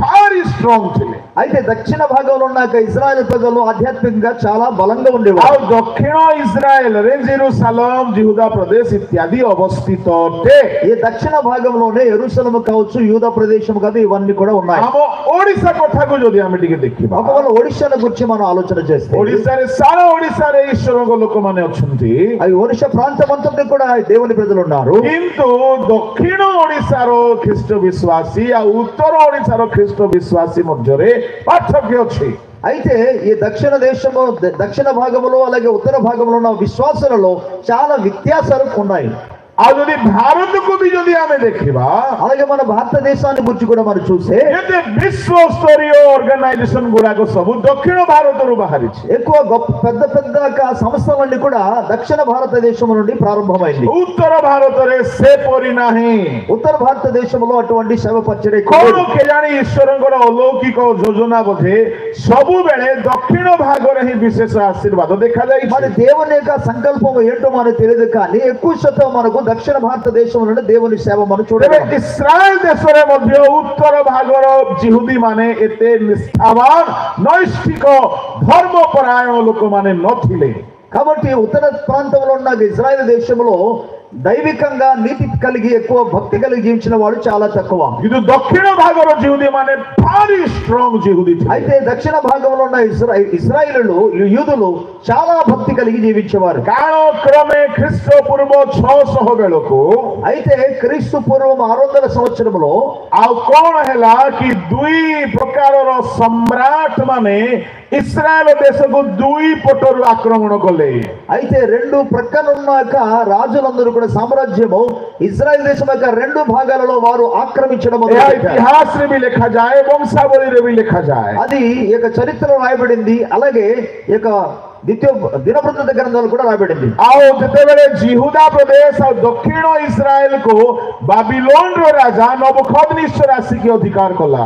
యూదా ప్రదేశంలో ఉన్న యొక్క దక్షిణ దేశపు ఇజ్రాయెల్ ప్రాంతాలలో బబులోను దేశపు రాజు వచ్చి ఆయన ఆక్రమించాడు. ఉత్తర పంచలకు ଆସିକି సన్హెరీబ్ అసూర్య రాజా ଆସିକି ఆక్రమణ కଲା. అలాగే ఉత్తర ప్రదేశ ప్రాంతంలోనే ఏమో సన్హెరీబ్ అనే అసూరు రాజు వచ్చి దాడి చేశాడు. ସେ ସେମାନଙ୍କୁ ବନ୍ଦୀ କରିକି ଅସୁରକୁ ନେଇଗଲା. ఆయన వారిని చెరపట్టుకొని అసూరు దేశమునకు తీసుకెళ్ళాడు. ବାବିଲୋନର ରାଜା ଆସିକି ଇସ୍ରାଏଲ ମାନଙ୍କୁ ବନ୍ଦୀ କରିକି ବାବିଲୋନକୁ ନେଇଗଲେ. బబులోను దేశపు రాజు ఏమో వారిని చెరపట్టుకొని తన దేశానికి తీసుకెళ్ళాడు. ଯେଉଁ ଜିହୁଦୀ ମାନେ ଅସୁରକୁ ବନ୍ଦୀ ହୋଇକି ନୀତ ହେଲେ, ఏ యూదులైతే అసూరు దేశమునకు చెరపట్టబడి କୌଣସି సిగ్నిఫికెంట్ ఆశ్చర్య కర్మ ସେମାନଙ୍କ ଦ୍ୱାରା ଘଟି ନାହିଁ. ఎటువంటి అద్భుత కార్యములు వారి జీవితంలో కానీ వారి ద్వారా జరగలేదు. କିନ୍ତୁ ଯେଉଁମାନେ ଦକ୍ଷିଣାଞ୍ଚଳର ଜିହୁଦୀ ମାନେ ବାବିଲୋନକୁ ଗଲେ, కానీ దక్షిణ ప్రదేశానికి సంబంధించిన యూదులు ఎవరైతే బబులోనికి వెళ్ళారో ସେମାନଙ୍କ ମଧ୍ୟରେ ମର୍ଦ୍ଦୋଖୟ, ଏଜ୍ରା, ଏଷ୍ଟର, ନେହେମିୟା, ଜେରୁବାବେଲ, ଦାନିଏଲ, ଶୈଦ୍ରକ, ମାଇଶକ, ଓବେଦନଗୋ ଏପରି ମହାନ ମହାନ ଧାର୍ମିକ ବୀରଗଣ ଦେଖାଗଲେ. అయితే ఈ ప్రాంతానికి బబులోను దేశానికి వెళ్ళిన వారిలో అనేక మంది ఎజ్రా, నెహెమియా, అలాగోనే దానియేలు, మిసాయల్, అజ్రాయెల్ అనేక మంది దైవ భక్తి కలిగిన వాళ్ళందరూ కూడా ఇక్కడ మనకు కనబడతారు. ସେମାନେ ଶାସ୍ତ୍ର ଅନୁସାରେ ଖାଉଥିଲେ, ଶାସ୍ତ୍ର ଅନୁସାରେ ପିନ୍ଧୁଥିଲେ, ଶାସ୍ତ୍ର ଅନୁସାରେ ପ୍ରାର୍ଥନା କରୁଥିଲେ, ସେମାନେ ବାକ୍ୟ ପାଳନ କରୁଥିଲେ, ରାଜାଙ୍କୁ ଭୟ କରୁନଥିଲେ, ଅଗ୍ନିକୁ, ସିଂହ ଗର୍ତ୍ତକୁ, କୌଣସି ଫାଶୀର ଖୁଣ୍ଡକୁ ମଧ୍ୟ ଭୟ କରୁନଥିଲେ. వారు ధర్మశాస్త్ర ప్రకారంగా భోజనం చేసేవారు, ధర్మశాస్త్ర ప్రకారంగా వస్త్రం ధరించుకున్న వారు, దైవ భక్తి కలిగి జీవించేవారు, వాక్యాన్ని అనుసరించి నడిచేవారు. వారు రాజులకు ఏమాత్రం భయపడేవారు కాదు. అగ్ని కావచ్చు, సింహము కావచ్చు, దేన్ని కూడా వారు భయపడకుండా భక్తితో వారు జీవించారు. ଯେଉଁମାନେ ଉତ୍ତରାଞ୍ଚଳର ଇସ୍ରାଏଲୀୟ ମାନେ, కానీ ఎవరైతే ఉత్తర ప్రదేశానికి సంబంధించిన ఇజ్రాయెల్ ఉన్నారు, ଯେଉଁମାନଙ୍କୁ ଅସୁର ଦେଶକୁ ଚାଲିଗଲେ, ఎవరైతే అసుర దేశమునకు కొనిపోబడ్డారో ସେମାନଙ୍କର ସେମିତି କୌଣସି ସାକ୍ଷ୍ୟ ବା ଜୀବନରେ ଦୃଢ଼ତା ନଥିଲା. వారి జీవితంలో ఎటువంటి అద్భుతాలు, సాక్ష్యాలు కానీ భక్తి కానీ ସେମାନେ ସେ దేశକୁ ଯାଉ ଯାଉ వారు ఆ దేశమునకు వెళ్ళిన ସେ వెంటనే ଦେଶରେ ଯାହା ମିଳିଲା ଖାଇଲେ. ఆ దేశంలో ఏమి దొరికితే తినేశారు. ଯାହା ବାଇବଲ ମନା କରୁଛି ନ କରୁଛି ସବୁ ଖାଇଲେ. బైబిల్ ఏదైతే తినకూడదు తినవచ్చు అని చెప్తుందో దాన్ని అసలు దేన్ని పట్టించకుండా మొత్తం తినేశారు. ଆହୁରି ବଡ ପାପ କଣ ହେଲା ଜାଣିଛନ୍ତି? వారు చేసిన ఇంకా పెద్ద పాపం ఏంటి తెలుసా? ଅସୁରୀୟ రూపవତୀ ଝିଅ ମାନଙ୍କୁ ବିବାହ କଲେ. అసుర దేశానికి సంబంధించిన అందమైన అమ్మాయిలకు పెళ్లి చేసుకున్నారు. ପୁଣି ନିଜର ଝିଅ ମାନଙ୍କୁ ସେମାନଙ୍କ ସହିତ ବିବାହ କରାଇଲେ. అలాగే వీరి యొక్క కుమార్తెలను వారి యొక్క అబ్బాయిని తీసుకెళ్లి పెళ్లి ଆଉ చేశారు. ସୁନ୍ଦର ସୁନ୍ଦର ଝିଅକୁ ବାହା କଲେ, ସୁନ୍ଦର ସୁନ୍ଦର ଜୁଇ ମାନଙ୍କୁ ପାଇଲେ. వారు అందమైన కుమార్తెను పెళ్లి చేసుకొని అందమైన అల్లుళ్ళు కూడా తెచ్చుకున్నారు. ଯୌତୁକରେ ସେ ଝିଅ ମାନେ ମୂର୍ତ୍ତି ଦେବତା ଗୁଡାକ ନେଇକି ଆସିଲେ. అయితే వారు కట్నంతో ఆ అమ్మాయిలు ఏం చేశారంటే వారి యొక్క ప్రతిమలు అనగా వారి యొక్క విగ్రహాలను కూడా వారు తీసుకొచ్చారు. ଏମାନେ କହିଲେ ଠିକ ଅଛି, ତାର ଧର୍ମ ସେ କରୁ, କିନ୍ତୁ ଆମେ ତ ଜିହୁଦୀ, ଆମେ ଈଶ୍ୱରଙ୍କ ଭାବରେ ଚାଲିଥିବୁ. వాళ్ళు ఏమనుకున్నారంటే పర్వాలేదులే, అది వారి మతం వారి ధర్మం కాబట్టి వాళ్ళు చేస్తారు, మేము యూదులు కాబట్టి మన పని మనం చేస్తాం అనుకున్నారు. ଆଉ ପିଲା ଛୁଆ ଜନ୍ମ ହେଲା. ఆ తర్వాత వాళ్ళకి పిల్లలు పుట్టారు. ମା ଯାଉଛି ମନ୍ଦିରକୁ, ବାପା ଯାଉଛି ସମାଜ ଗୃହକୁ. అమ్మగారేమో వారి మందిరానికి వెళుతున్నారండి, విగ్రహ మందిరానికి. నాన్నగారేమో సమాజ మందిరానికి వెళుతున్నారు. ପିଲାମାନେ ଜନ୍ମ ହେଲେ, ఎప్పుడైతే వారికి పిల్లలు పుట్టారో ସେ ପିଲାମାନେ ସୋମବାର ଦିନ ଗଲେ ମନ୍ଦିରକୁ, ଶୁକ୍ରବାର ଦିନ ଗଲେ ଚର୍ଚ୍ଚକୁ. అప్పుడు పిల్లల పరిస్థితి ఏంటంటే సోమవారం ఏమో గుడికి వెళ్ళారు, శుక్రవారం ఏమో దేవుని మందిరానికి వెళ్ళారు. ହୋଲି ଦିନ ରଙ୍ଗ ବି ଲଗାଇଲେ, ଦୀପାବଳି ଦିନ ବାଣ ଫୁଟାଇଲେ, ଖ୍ରୀଷ୍ଟମାସ ଦିନ କେକ୍ କାଟିଲେ, ନୂଆ ବର୍ଷ ଦିନ ନୂଆ ଲୁଗା ପିନ୍ଧିଲେ, ଖ୍ରୀଷ୍ଟମାସ ର ଗୀତ ବି ଗାଇଲେ, ତାପରେ ଭଜନ କୀର୍ତ୍ତନ ବି କଲେ. ଦୁଇଟା ଯାକ ସେମାନେ କରୁଥିଲେ. కాబట్టి వారికి హోలీ పండుగ వచ్చినప్పుడు వాళ్ళు చేశారు, అలాగే ఇంకా రకరకాల అన్యుల పండుగ వచ్చినప్పుడు దాన్ని చేశారు, క్రిస్టియన్ కి సంబంధించిన క్రైస్తవ పండుగలు వచ్చితే దీన్ని కూడా చేశారు. एमाने कौ अंचल जिहुदी माने వారు ఏ ప్రాంతానికి సంబంధించిన యూదులు? उत्तरांचल जिहुदी माने ఉత్తర ప్రదేశానికి సంబంధించిన पूरा యూదులు. तांको सहित तांको परी हेई गले వీరందరూ కూడా అన్యులతో కలిసిపోయారు. कालक्रमे कोन हैला ఆ తర్వాత కాలానుక్రమంగా ఏం జరిగిందంటే जेतेबेले सेमाने मुक्त हेले असुरर दासत्वरु అసుర యొక్క బానిసత్వం నుండి ఎప్పుడైతే వారు విడుదల పొందారో, सेमाने जेतेबेले निज देशको आसिले ఎప్పుడైతే వారు తమ స్వదేశానికి వచ్చారో, आ एपटे दक्षिणांचल जिहुदी माने बाबिलोन निज देशको आसिले అలాగే దక్షిణ ప్రాంతానికి సంబంధించిన యూదులు ఎప్పుడైతే బబులోను దేశం నుండి వచ్చారో, एमाने मंदिर निर्माण करबाको आरंभ कले దేవుని మందిరం నిర్మించడం మొదలు పెట్టారు. कौ माने ఎవరు మందిరం నిర్మిస్తున్నారు? नेहेमिया एज्रा जेरुब्बाबेल मिलित भावरे నెహెమియా, ఎజ్రా, జెరుబ్బయలు వీళ్ళందరూ కూడా కలిసి మందిర నిర్మాణం చేశారు. सेतेबेले असुर देशरु आस्थिबा जिहुदी माने कहिले అప్పుడు అసుర దేశం నుండి వచ్చిన యూదులు ఏమన్నారంటే, अरे जिहुदी दक्षिणांचल भाईना माने तुमे प्रभु को मंदिर तैयारी करूछो आमको भी करबाको दियो ఆ ఇక దక్షిణ దేశంలో ఉన్న యూదులతో ఏమంటారంటే, యూదులారా మేము కూడా యూదులము కాబట్టి మీరు దేవుని మందిరం కట్టుతున్నారు, మాకు కూడా కట్టడానికి అవకాశం ఇవ్వండి. एज्रा पुस्तक 4 अध्याय बाहर करंतु ఎజ్రా గ్రంథము 4వ అధ్యాయం ఒకసారి తిరుగుదాం. कहिले दक्षिणांचल जिहुदी माने सेमान को कोन कहिले అప్పుడు ఈ దక్షిణ ప్రదేశానికి సంబంధించిన యూదుల వారితో ఏమన్నారంటే, सेमान को कहिले तुम सहित हमर कोनोसी अधिकार नाही संपर्क नाही మీతో మాకు ఎటువంటి సంబంధం లేదు అన్నారు. तार 1 2 3 4 अध्याय रो 4వ అధ్యాయంలో మొదటి 2 4 వచనాలు మనం చూద్దాం. 3 వచనాలు. ଅନନ୍ତର ବନ୍ଦିତ୍ୱର ସନ୍ତାନଗଣ ସଦାପ୍ରଭୁ ଇସ୍ରାଏଲର ପରମେଶ୍ୱରଙ୍କ ଉଦ୍ଦେଶ୍ୟରେ ଏକ ମନ୍ଦିର ନିର୍ମାଣ କରୁଅଛନ୍ତି ବୋଲି ଜିହୁଦାର ଓ ବିନ୍ୟାମିନର ବିପକ୍ଷମାନେ ଶୁଣିଲେ। जिहुदार बिन्यामिन रो विपक्ष माने सुनिले आ से माने आसिकी कहिले कोन आमे तुम संगरे निर्माण करू 2 पढंतु ସେତେବେଳେ ସେମାନେ ସରୁବାବିଲ ଓ ପିତୃବଂଶ ପ୍ରଧାନ ବର୍ଗଙ୍କ ନିକଟକୁ ଆସି ସେମାନଙ୍କୁ କହିଲେ, ଆମ୍ଭେମାନେ ତୁମ୍ଭମାନଙ୍କ ସଙ୍ଗେ ନିର୍ମାଣ କରୁ, କାରଣ ଯେପରି ତୁମ୍ଭେମାନେ ସେପରି ଆମ୍ଭେମାନେ ତୁମ୍ଭମାନଙ୍କ ପରମେଶ୍ୱରଙ୍କର ଅନ୍ୱେଷଣ କରୁଅଛୁ। ଆଉ ଅସୁରୀୟ ରାଜା ଏସରହୋଦନ ଯେ ଆମ୍ଭମାନଙ୍କୁ ଏଠାକୁ ଆଣିଅଛି, ତାହାର ସମୟ ଠାରୁ ଆମ୍ଭେମାନେ ତାହାଙ୍କ ଉଦ୍ଦେଶ୍ୟରେ ବଳିଦାନ କରୁଅଛୁ। ମାତ୍ର ସରୁବାବିଲ ଓ ଜେସୁୟ ଓ ଇସ୍ରାଏଲର ଅନ୍ୟ ପିତୃବଂଶ ପ୍ରଧାନ जिकोरियो एज्रा नेहेमिया कहिले खबरदार प्रभु को गृह रो काम रे असुचि है कि तुम्हें हाथ लगाइबो नाई असुरर झियो मान को बाहा हेछो होली दीपावली दिन दीपावली रविवार दिन गिरजा करिवो एमिति लोक को प्रभु को मंदिर निर्माण करिबा को देबो नाई। దక్షిణ ప్రదేశానికి సంబంధించిన భక్తులలో అనేక మంది నెహెమియా, ఎజ్రా, అలాగే జెరుబ్బాబెలు వీళ్ళందరూ కూడా కలిసి ఏమంటున్నారంటే, మీరు ఏమాత్రం కూడా మాతో కలిసి మందిరం కట్టడానికి వీళ్ళది, ఎందుకంటే మీరు అన్ని జనులకు అమ్మాయిలను తీసుకొని పెళ్లి చేసి అపవిత్రులుగా మారారు, మీరు ఈ పరిశుద్ధమైన మందిరం కట్టడానికి వీలు లేదు, మీకు అవకాశమే లేదన్నారు.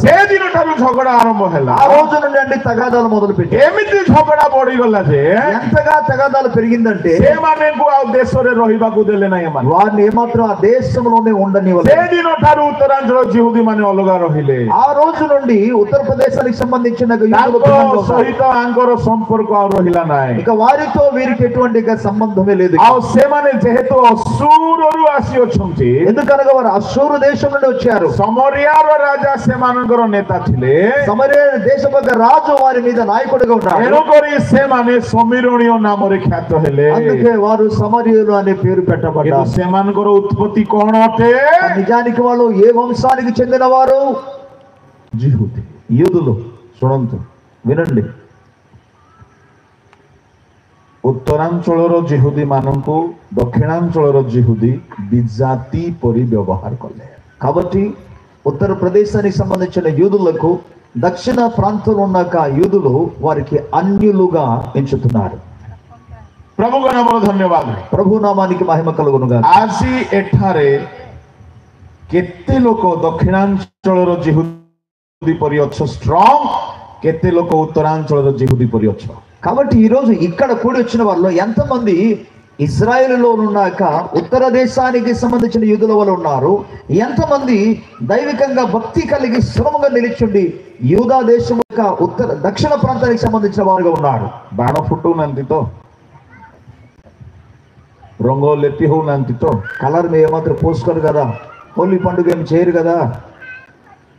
దీపావళి ఏం చేయరు కదా. వాడు అసలు ఇవన్నీ ఎక్కడి నుండి వచ్చాయి? ବାଇବଲରେ ସେ ସମୟ ଠାରୁ ଆଜି ପର୍ଯ୍ୟନ୍ତ ଏହି ପ୍ରକାର ଦୁଇ ଦଳର ଲୋକ ଦେଖାଯାଉଛନ୍ତି। బైబిల్ గ్రంథంలో అప్పటి నుండి ఇప్పటి వరకు అటువంటి రెండు గుంపులు మనకు కనబడుతూ ఉంది। ଏମିତି ହେଇଗଲା ଯେ ତାଙ୍କ ସହିତ ତାଙ୍କର ଆଉ କୌଣସି ସମ୍ପର୍କ ରହିଲା ନାହିଁ। అక్కడ జరిగిన పరిస్థితులను బట్టి ఇక ఈ రెండు పక్షాల్లో వారితో ఒకరితో ఒకరికి ఎటువంటి సంబంధం లేదు। ଏଣୁ ଯୋହନ 4 ଅଧ୍ୟାୟରେ కనుక యోహాను సువార్త 4వ అధ్యాయంలో ପ୍ରଭୁଙ୍କ ହୃଦୟରେ ସମୀରଣୀୟ ମାନେ ବି ଅଛନ୍ତି। యేసయ్య హృదయంలో సమరయులు కూడా ଯୀଶୁ ସୁଖାର ନାମକ ସ୍ଥାନକୁ ଆସିଲେ। కనుక యేసు సుకారు అనే గ్రామానికి వచ్చారు। ଗୋଟିଏ ସ୍ତ୍ରୀ ପାଣି କାଢୁଥିଲା। ఒక నూయి వద్ద ఒక స్త్రీ నీరు ମାନଙ୍କ సହିତ ସମୀରଣୀୟ ମାନଙ୍କର ବ୍ୟବହାର ନାହିଁ। అందుకే ఆ స్త్రీ ఏమంటే యూదులతో సమరయులకు ఎటువంటి సంబంధం లేదు। ଜଳ ମାଗୁଛ? అలాంటప్పుడు మీరు ఎందుకు నీళ్లు అడుగుతున్నారు? ଶୁଣନ୍ତୁ, ବ୍ୟବହାର ସିନା ନାହିଁ, వారితో వీరికి సంబంధం లేదు, అంతేకాని ମୁଁ ଆପଣମାନଙ୍କୁ ଗୋଟିଏ କଥା କହିବି। నేను ఒక విషయం చెప్పనివ్వండి, ବହୁତ ବଢିଆ କଥା, చాలా మంచి విషయం ఇది। କଣ ସେ ବଢିଆ କଥା? ఏంటో చాలా మంచి విషయం। ସେ ବଢିଆ କଥା ହେଉଛି କଥାବାର୍ତ୍ତା ହେଲା ପରେ ଏ ସ୍ତ୍ରୀ ଯାଇକି ନିଜ ଗାଁର ସମୀରଣର ଲୋକମାନଙ୍କୁ କହିଲା, ଆସ ଦେଖିବ କାଳେ ସେ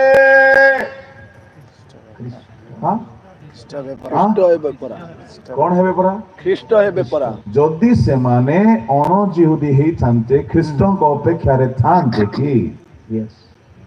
కాబట్టి ఆ సందర్భాల్లో మనం చూసినప్పుడు ఆమె వెళ్ళి ఆ సుకారు గ్రామానికి వెళ్ళి ఆ గ్రామంలో ప్రజలందరూ కూడా పిలిస్తేమంటారంటే, ఒకవేళ ఆయన మెస్సయ్య లేకపోతే క్రీస్తు అయి ఉండొచ్చు అని ఎందుకు చెప్పగలిగింది? ఒకవేళ ఆమె అన్యురాలైతే క్రీస్తు కొరకు వాళ్ళు ఎందుకు ఎదురు చూస్తారు? ସେମାନେ ଖ୍ରୀଷ୍ଟଙ୍କର ଅପେକ୍ଷାରେ ଥିବା ସମୀରଣୀୟ ମାନେ, కాబట్టి వారు క్రీస్తు కొరకు ఎదురు చూస్తున్న సమరయులు। ଏଣୁ ସେମାନେ ଆଜ୍ଞା ବିଜାତି ନୁହନ୍ତି। కనుక మీకు చెప్పేది ఏంటంటే వారు అన్యజనులు కారు। 4:29 ଲେଖା ଅଛି, 4వ అధ్యాయము 9వ వచనంలో ଯାହା ଯାହା କରିଅଛି నేను ఏవైతే చేసి ఉన్నానో ସେ ସବୁ ସେ ମୋତେ କହିଲେ, అవన్నీ ఆయన నాతో చెప్పారు। ସେ କେଜାଣି ଖ୍ରୀଷ୍ଟ ହେବେ ପରା। ఒకవేళ ఆయన క్రీస్తు కావచ్చు, ତାମାନେ ସମୀରଣୀୟ ମାନେ ବି ଖ୍ରୀଷ୍ଟଙ୍କର ଅପେକ୍ଷାରେ ଥିଲେ। దాని అర్థం సమరయులు కూడా క్రీస్తు కొరకు కనిపెట్టిన వారు। ଏଣୁ ଯୀଶୁ ଖ୍ରୀଷ୍ଟ ଆସିକି ସମୀରଣୀୟ ମାନଙ୍କୁ ପ୍ରମୋଟ କରାଇଲେ। కాబట్టి యేసు ప్రభు వారు వచ్చి సమరయులను కూడా వారు ఉన్నత స్థితిలోకి తీసుకురాగలిగారు। ଆପଣ ଯୀଶୁଙ୍କ ମିନିଷ୍ଟ୍ରିରେ ଦେଖିବେ, యేసు ప్రభు పరిచర్యలో మనం చూస్తే ଯୀଶୁ ବାରମ୍ବାର ସମୀରଣୀୟ ଜାତିକୁ ଫୋକସ କଲେ। యేసు ప్రభు వారు పదే పదే ఆయన సమరయుల గురించి ఎక్కువ పట్టించుకున్నారు। କାହିଁକି ଫୋକସ କଲେ? ఎందుకు వారి మీద దృష్టి ఉంచారంటే, ଆଗ ଲୋକ ପଛ ହେବେ, ପଛ ଲୋକ ଆଗ ହେବେ। ముందున్న వాళ్ళు వెనకొస్తారు, వెనకున్న వాళ్ళు ముందుకు వెళ్తారు। ଏଇ ଦକ୍ଷିଣାଞ୍ଚଳର ଜିହୁଦୀ ମାନେ କାଳ କ୍ରମେ ଆଉ ଦାନିଏଲ ପରି ରହିଲେ ନାହିଁ, ଲେବୀୟ ଶାସ୍ତ୍ରୀ ଫାରୁସୀରେ ପରିଣତ ହେଲେ। ఈ దక్షిణ ప్రాంతంలో యూదులందరూ కూడా క్రమానుసారంగా వెళుతుండగా ఇక దానియేలు వల్ల బ్రతకలేకపోయారు, ధర్మశాస్త్రంగా జీవించలేకపోయారు, నెమ్మదిగా వారు వెనుక వెళ్ళిపోవడం మొదలు పెట్టారు। ଖାଲି ମୁଁ ବାଇବଲର କଥା କହୁନାହିଁ, నేను కేవలం బైబిల్ సంగతి ଇତିହାସକୁ ଯଦି ଉଠାଇକି ଦେଖିବେ, ఒకవేళ ప్రపంచంలో చరిత్రాన్ని కానీ మరి ଯେଉଁ చూడగలిగితే, ଜାଗାରେ ଦିନେ ବହୁତ ଉద్దୀପନା ଥିଲା, ଆଜି ସେମାନେ ଶାସ୍ତ୍ରୀ ଫାରୁସୀ ପରି ହେଇଗଲେଣି। ఎక్కడైతే ఒకప్పుడు గొప్ప ఉజ్జీవము కలిగి ఉండే వాళ్ళందరూ కూడా పరిసయ్యులు శాస్త్రులుగా మారిపోయారు। ఏ సమୟରେ ଯୋଉମାନେ ସମୀରଣୀୟ ମାନଙ୍କ ପରି ବହୁତ କମ୍ପ୍ରମାଇଜିଂ ଜୀବନ ବିତାଉଥିଲେ, ଏବେ ସେମାନେ ଆଗକୁ ଆସିଲେଣି। ఒకప్పుడు సమరయులుగా ఉండి చెడిపోయిన వ్యక్తులందరూ కూడా వారు మారు మనసు పొంది వాళ్ళేమో ముందుకు రావడం కనబడింది। ଯୀଶୁ ଅନେକ ଜାଗାରେ ସମୀରଣୀୟ ମାନଙ୍କୁ ହାଇଲାଇଟ କଲେ। కాబట్టి యేసు ప్రభు అనేక ప్రాంతాలలో సమరయులందరినీ కూడా ఆయన పైకి ఎత్తి చూపించినట్టు చూడగలం। କାହିଁକି ହାଇଲାଇଟ କଲେ? ఎందుకు వారిని ఎత్తి చూపించగలిగాడంటే, ସେ ଶାସ୍ତ୍ରజ్ఞକୁ ବୁଝାଇବାକୁ ଚାହୁଁଥିଲେ। కనుక ఈ శాస్త్రులను చెప్పడానికి ఆశిస్తున్నాడు। ତମେ ବହୁ ଶାସ୍ତ୍ର ଜାଣିଛ, మీరు ధర్మశాస్త్రాన్ని బాగా ఎరిగి ତମ ఉన్నారు, ଭିତରେ ପ୍ରେମ ନାହିଁ, కానీ మీలో ప్రేమ లేదు। କିନ୍ତୁ ଏ ସମୀରଣୀୟ ଭିତରେ ପ୍ରେମ ଅଛି। అయితే ఈ సమరణిలో ప్రేమ ఉన్నది। ଦିନେ ଏମାନେ ବହୁତ ଦୁର୍ବଳ ଥିଲେ, ఒకప్పుడు వీరు బలహీనులుగా ఉండేవారు, ଏମାନେ ଶାସ୍ତ୍ର ଜାଣିନାହାନ୍ତି, వీరికి ధర్మశాస్త్రము తెలియదు। କିନ୍ତୁ ଜଣକୁ ଦରମରା ଅବସ୍ଥାରେ ଦେଖି ଦୟାରେ ବିଗଳିତ ହେଲେ। అయితే చావసిద్ధంగా ఉన్న వ్యక్తి పనులు చూసి ଯୀଶୁ ଏହା କହିବାର ଉଦ୍ଦେଶ୍ୟ କଣ? యేసు అది చెప్పడానికి కారణం ఏంటి? ତମେ ଶାସ୍ତ୍ର शास्त्रज्ञ जानी है कि शास्त्रज्ञ है कि शास्त्र जानी कि भी नरक चली जीवो మీరు ధర్మశాస్త్రం ఎరిగుండి కూడా ధర్మశాస్త్రం బోధించి కూడా మీరు నరకానికి వెళతారు काहेकि ఎందుకు प्रेम नहीं మీలో ప్రేమ లేదు समीरणीय मानकु देखो కానీ సమరయంలో ఒకసారి చూడండి जणे विजाति हेले हैं ఒక అన్యుడుగా ఉన్నప్పటికీ तम तांकर संपर्क नथिले हैं మీతో వారికి ఎటువంటి పొత్తు లేకపోయినా से देखि कि दयारे विगलित हेला ఆయన దయలో కనికరములో కదిలాడు तार निकटकु गला ఆయన వారి దగ్గరికి వెళ్ళాడు ఆయన से ताहा पाखकु जाई तैण द्राक्षरस लगाइला తన దగ్గరికి వెళ్ళి గాయాలను కూడా కడిగేసి ద్రాక్షరసము నూనెను ఆయన పోసి కట్టాడు ताकु निजो गाड़ी रे बसाइला అలాగే తన యొక్క బండి మీద ఆయన ఎక్కించాడు. पांचशालाकु नहीं गला ఆయన పూట కూలి వారి ఇంటికి తీసుకెళ్ళాడు तार सेवा शुश्रूषा कला ఆయనకి ఆయన సేవ పరిచయం చేశాడు पांचशालार मालिककु डाकिला అలాగే ఆ పూట కూలి వారి యజమాని ताकु పిలిచి दुईटी टंका देला తనకు కొంత డబ్బులు ఇచ్చాడు तार ट्रीटमेंट पर स्पॉन्सर कला తన చికిత్స కొరకు కావాల్సిన డబ్బులు ఇచ్చాడు कहला यदि अधिक खर्च हुए ఇంకా దీనికంటే ఎక్కువ ఖర్చు అయితే फेरिबा समय रे देवी నేను తిరిగి వస్తే ఇస్తాను प्रभु को लोक माने किए तार सेवा कला దేవుని ప్రజలారా ఎవరు అతని సేవ किए చేశారు तार प्रतिवासी ఇప్పుడు ఆయనకి ఎవరు పొరుగువాడు किए तार प्रतिवासी ఎవరు ఆయనకి పొరుగువాడు तो तुम्हें बहुत बाइबल पढ़ुछो ఎందుకంటే మీరు చాలా ఎక్కువ బైబిల్ तुम बहुत చదువుతున్నారు. रेफरेंस जानछो మీకు చాలా రెఫరెన్స్లు ఎక్కువ తెలుసు निज घरे सासू बहु भाई भौणी ऊपर दया नहीं సొంత ఇంట్లో ఉన్నాక ఎరుగు సొంత అన్న దమ్ముల మధ్య అక్క చెల్లెల మధ్య ఎటువంటి ప్రేమ లేదు निज भाई मानक ऊपर दया नहीं సొంత సహోదరుల పట్ల ప్రేమ లేదు निज लोक मानक ऊपर दया नहीं సొంత ప్రజల మీద ఎటువంటి దయ లేదు से ठारे कहउछन्ती ఇక్కడ యేసు ఏమంటున్నాడంటే तुमे धार्मिक देखाई होछ तथापि अनंत जीवन पाइबो नै जेतु प्रेम नाही మీరు నీతిమంతులు కనపరుచుకుంటున్నారు కానీ ప్రేమ లేదు కనుక మీరు నిత్య జీవం పొందలేరు किंतु समीरणीय को जीसु हाइलाइट करूछन्ती అయితే ఈ సమరయుడిని యేసు ప్రభు ఎత్తి చూపిస్తున్నాడు आलोकमे खाली जीसु हाइलाइट करती एहा सत्यता थिला एहा सत्य कथा मध्य अटे అది నిజమైన వార్త కూడా समीरणीय मान को भीतर ईश्वर को प्रति प्रेम देखा गला ఈ సమరయులలో దేవుని పట్ల ప్రేమ కనబడింది ईश्वर को लोक मान को प्रति प्रेम देखा गला దేవుని ప్రజల పట్ల వారిలో ప్రేమ కనబడింది दिने से माने भूल करूथिले సందేహములతో ఒకప్పుడు వాళ్ళు తప్పు చేసిన వారే आमे टिके पूर्वरु पढिलु 10 जन कुष्ठी विषय रे దానికి పైగా మనం చూసా 10 మంది కుష్ఠ 10 जन भितरु 9 जन दक्षिणांचलरो ఈ 10 మందిలో తమ్మండుగురేమో जणे उत्तरांचलरो ఒక వ్యక్తి మాత్రం ఉత్తరప్రదేశానికి సంబంధించిన दक्षिण जाक सुस्त हेले ఈ 10 మంది కుష్ఠరోగులు శుద్ధిలయ్యారు 9 जन हृदय रे कृतज्ञता नाय ఈ తమ్మండుగురు హృదయములో కృతజ్ఞత లేదు सेमानक हृदय रे प्रभु को प्रति कृतज्ञता नाय వారి హృదయములో దేవుని ఎడల ఎటువంటి కృతజ్ఞత లేదు प्रभु को गौरव करिवार इच्छा नाय దేవుని మహిమపరచడం వాళ్ళకి ఇష్టం లేదు स्वार्थवादी వారు స్వార్థపరులు जणे फेरी आसिला కానీ ఒక వ్యక్తి తిరిగి వచ్చాడు गौरव देला దేవుని మహిమపరిచాడు यीशु कहिले యేసు అన్నారు बाकी 9 जन कहांती మిగిలిన తమ్మండుగురు ఏమైరి ता माने एठारे प्रभु समीरणीय मानकर कृतज्ञता को प्रकाश करूछंती ఇక్కడ యేసు ప్రభు సమరలో హృదయంలో కృతజ్ఞతను గుర్చిన ప్రకటన చేస్తున్నాడు प्रभु को लोक माने దేవుని ప్రజలారా देव यीशु शिष्य मान को कहिले అందుకే యేసు శిష్యులతో అన్నారు शक्ति प्राप्त हेबो మీరు శక్తిని పొందెదరు यरूशलेम को जीवो యెరూషలేములోను यहूदा को जीवो యూదయలోను समरिया को भी जीवो సమరయను కూడా వెళతారు समरिया को छाड़ीबो नाय సమరయను వదలవద్దు आ परे पृथ्वी शेष ఆ తర్వాత భూదిగంత వరకు మీరు వెళతారు ता माने प्रभु समरिया को भी प्रेम करन దాని అర్థం దేవుడు ప్రభు సమరయులను కూడా ప్రేమిస్తున్నాడు काल क्रमे एमती हेला కాబట్టి కాలానుసారంగా ఏం జరిగిందంటే जने उत्तम समीरणीय बोली बाइबल रे स्थान पाइले బైబిల్ గ్రంథంలో ఆయన మంచి సమరయుడు అని అతనికి పేరు जो పెట్టబడింది. फारूसी दक्षिणांचल यहूदी मान को सर्प बोली कहिले ఈ ఫరిసీ మీరు గమనించండి దక్షిణ ప్రాంతానికి సంబంధించిన యూదులకేమో మీరు పరిచయాల శాస్త్రం మీరు సర్ప సంతానం అన్నాడు उत्तरांचल यहूदी मान को उत्तम समीरणीय बोली कहिले ఇప్పుడు ఆ ఉత్తరప్రదేశానికి సంబంధించిన యూదులేమో మంచి సమరయుడు అని పేరు పెట్టాడు आ प्रभु को लोक माने కాబట్టి దేవుని ప్రజలారా मु आपण मान को कहिबा पई चाहे నేను మీకు ఏం చెప్పబోతున్నానంటే से उत्तम समीरणीय ఆయన మంచి సమరయుడు से ताहाको दया देखाइला ఆయన తన పట్ల దయను చూపించాడు तारो सेवा कला ఆయన తన సేవ చేశాడు यीशु कहिले యేసు ప్రభు అన్నారు तुम्हें भी सही प्रकार करो మీరు కూడా అలాగు చేయుడి तुम्हें भी सही प्रकार करो మీరును అలాగు చేయుడి मु आपण मान को कहिबा पई चाहे నేను మీకు ఏం చెప్పబోతున్నానంటే आपण किसी प्रकार करूछंती మీరు అలాగు చేస్తున్నారా के बहुत उपवास करंती కొంతమంది ఎక్కువ ఉపవాసం बहुत ఉంటారు, बाइबल पढ़ंती ఎక్కువ బైబిల్ చదువుతారు, बहुत गिरजा प्रार्थना करंती అలాగే ఎక్కువ ప్రార్థనలు కూడికలకి వెళ్తారు, बहुत टंका थाई के मध्य निज लोक को टिके दियंती नाय ఎక్కువ డబ్బులు ఉన్నా సరే వాళ్ళని సొంత ప్రజలకి ఏమి సాయం निज लोक చేయరు. मरिबा ऊपर थिले मध्य ताकू ପଚାରନ୍ତି ନାହିଁ। సొంత జనులు చావ సిద్ధమన్నా సరే ఏమాత్రం పలకరించారు. ଆପଣ ବାଇବଲ ପଢିକି ବି ନରକ ଚାଲିଯିବେ। ప్రియులారా, అలాగైతే మీరు బైబిల్ చదివి కూడా నరకానికి వెళ్తారు. ଅନନ୍ତ ଜୀବନର ଅଧିକାରୀ ହେବା ପାଇଁ ହେଲେ ପ୍ରେମ କରିବାକୁ ପଡିବ। నిత్య జీవనకు వారసులు కావాలంటే మీరు ప్రేమ చూపించవలసినది. ଆଉ ପ୍ରଭୁଙ୍କ ଲୋକମାନେ ପ୍ରତିବାସୀକୁ ପ୍ରେମ କରିବାକୁ ପଡିବ। ప్రియమైన దేవుని బిడ్డలారా, మీరు మీ పొరుగు వారిని ప్రేమించబదులే ఉన్నారు. ପ୍ରତିବାସୀ କିଏ? ఎవరి పొరుగువాడు? ଆମେ କଣ କରୁଛୁ? మనం ఏం చేస్తున్నామంటే ଆମକୁ ଯିଏ ଚାହା ପିଆଉଛି ଆମେ ତାକୁ ଚାହା ପିଆଉଛୁ। ఎవరైతే మనకు తాగడానికి టీ ఇస్తారో వాళ్ళకి మనం తిరిగి టీ ఇస్తాం. ଆମକୁ ଯିଏ ଜଳଖିଆ ଦିଏ ଆମେ ତାକୁ ଜଳଖିଆ ଖୁଆଉଛୁ। ఎవరైతే మనకు టిఫిన్ ఇస్తారో మనం తిరిగి ఇటు నుండి మనం టిఫిన్ ఇస్తాం. ଆମକୁ ଯିଏ ప్రేమ କରେ ଆମେ ତାହାକୁ ప్రేమ କରୁଛୁ। ఎవరైతే మమ్మల్ని ప్రేమిస్తారో మనం తిరిగి వాడిని ప్రేమిస్తాం. ଏଇଟା ଆମର ଲାଭ ଆଉ ସ୍ୱାର୍ଥର କଥା। ఇవన్నీ కూడా మనకు స్వార్థంతో కూడిన లాభం కోసం చేసే పనులు. ପ୍ରେମ ନାହିଁ, అందులో ప్రేమ లేదు. ସିଏ ଦେବ ନାହିଁ ତ ଆମେ ଦେବୁ ନାହିଁ। ఆయన ఇవ్వరు, మనం ఇవ్వం. ଏଇଟା ଋଣ ସୁଝା ସୁଝି ଏକ୍ସଚେଞ୍ଜ ଚାଲିଛି। ఏంటి ఇది? రుణాలు అసలు తీసుకోవడం తీర్చడం అది ఎలా జరుగుతుంది? ସିଏ ଦେଲା କି ଯେ ମୁଁ ଦେବି ବୋଲି କହୁଛି। ఆయన ఇచ్చారా మేము ఇవ్వడానికి అంటున్నాను. ପ୍ରେମ କଣ ଜାଣିଛନ୍ତି? ప్రేమ అంటే ఏంటి తెలుసా? ଜଣେ ଅସହାୟ ଲୋକକୁ ఒక నిస్సహాయ స్థితిలో ఉన్న వ్యక్తి, ଘରେ ହଉ ବାହାରେ ହେଉ, అది ఇంట్లో కావచ్చు బయట కావచ్చు, ମଣ୍ଡଳୀରେ ହଉ ఫ్యామిలీରେ ହେଉ, సంఘములో కావచ్చు కుటుంబంలో ଯାହା కావచ్చు, ଠାରୁ ଆପଣ ଫେରି ପାଇବେ ନାହିଁ, ఎవరొద్ద అయితే మీరు తిరిగి పొందుకోలేరు, ଯିଏକି ଆପଣଙ୍କୁ ଫେରାଇବ ନାହିଁ, ఎవరైతే మీకు తిరిగి ఇవ్వలేరు, ଯାହା ସହିତ ଆପଣଙ୍କର ପୂର୍ବରୁ ଭେଟ ଘାଟ ନାହିଁ, ఇంతకు మునుపు ఎవరితో అయితే మీరు ఎప్పుడు ଯଦି కలుసుకోలేరు, ଭେଟ ଘାଟ ବି ହେଇଅଛି ସେ ଅସହାୟ ଯଦି ଅଛି, ఒకవేళ కలిస్తున్నా సరే అతను నిస్సహాయ స్థితిలో ଆପଣ ఉంటే ନିଃସ୍ୱାର୍ଥ ଭାବରେ ସାହାଯ୍ୟ କରିବେ।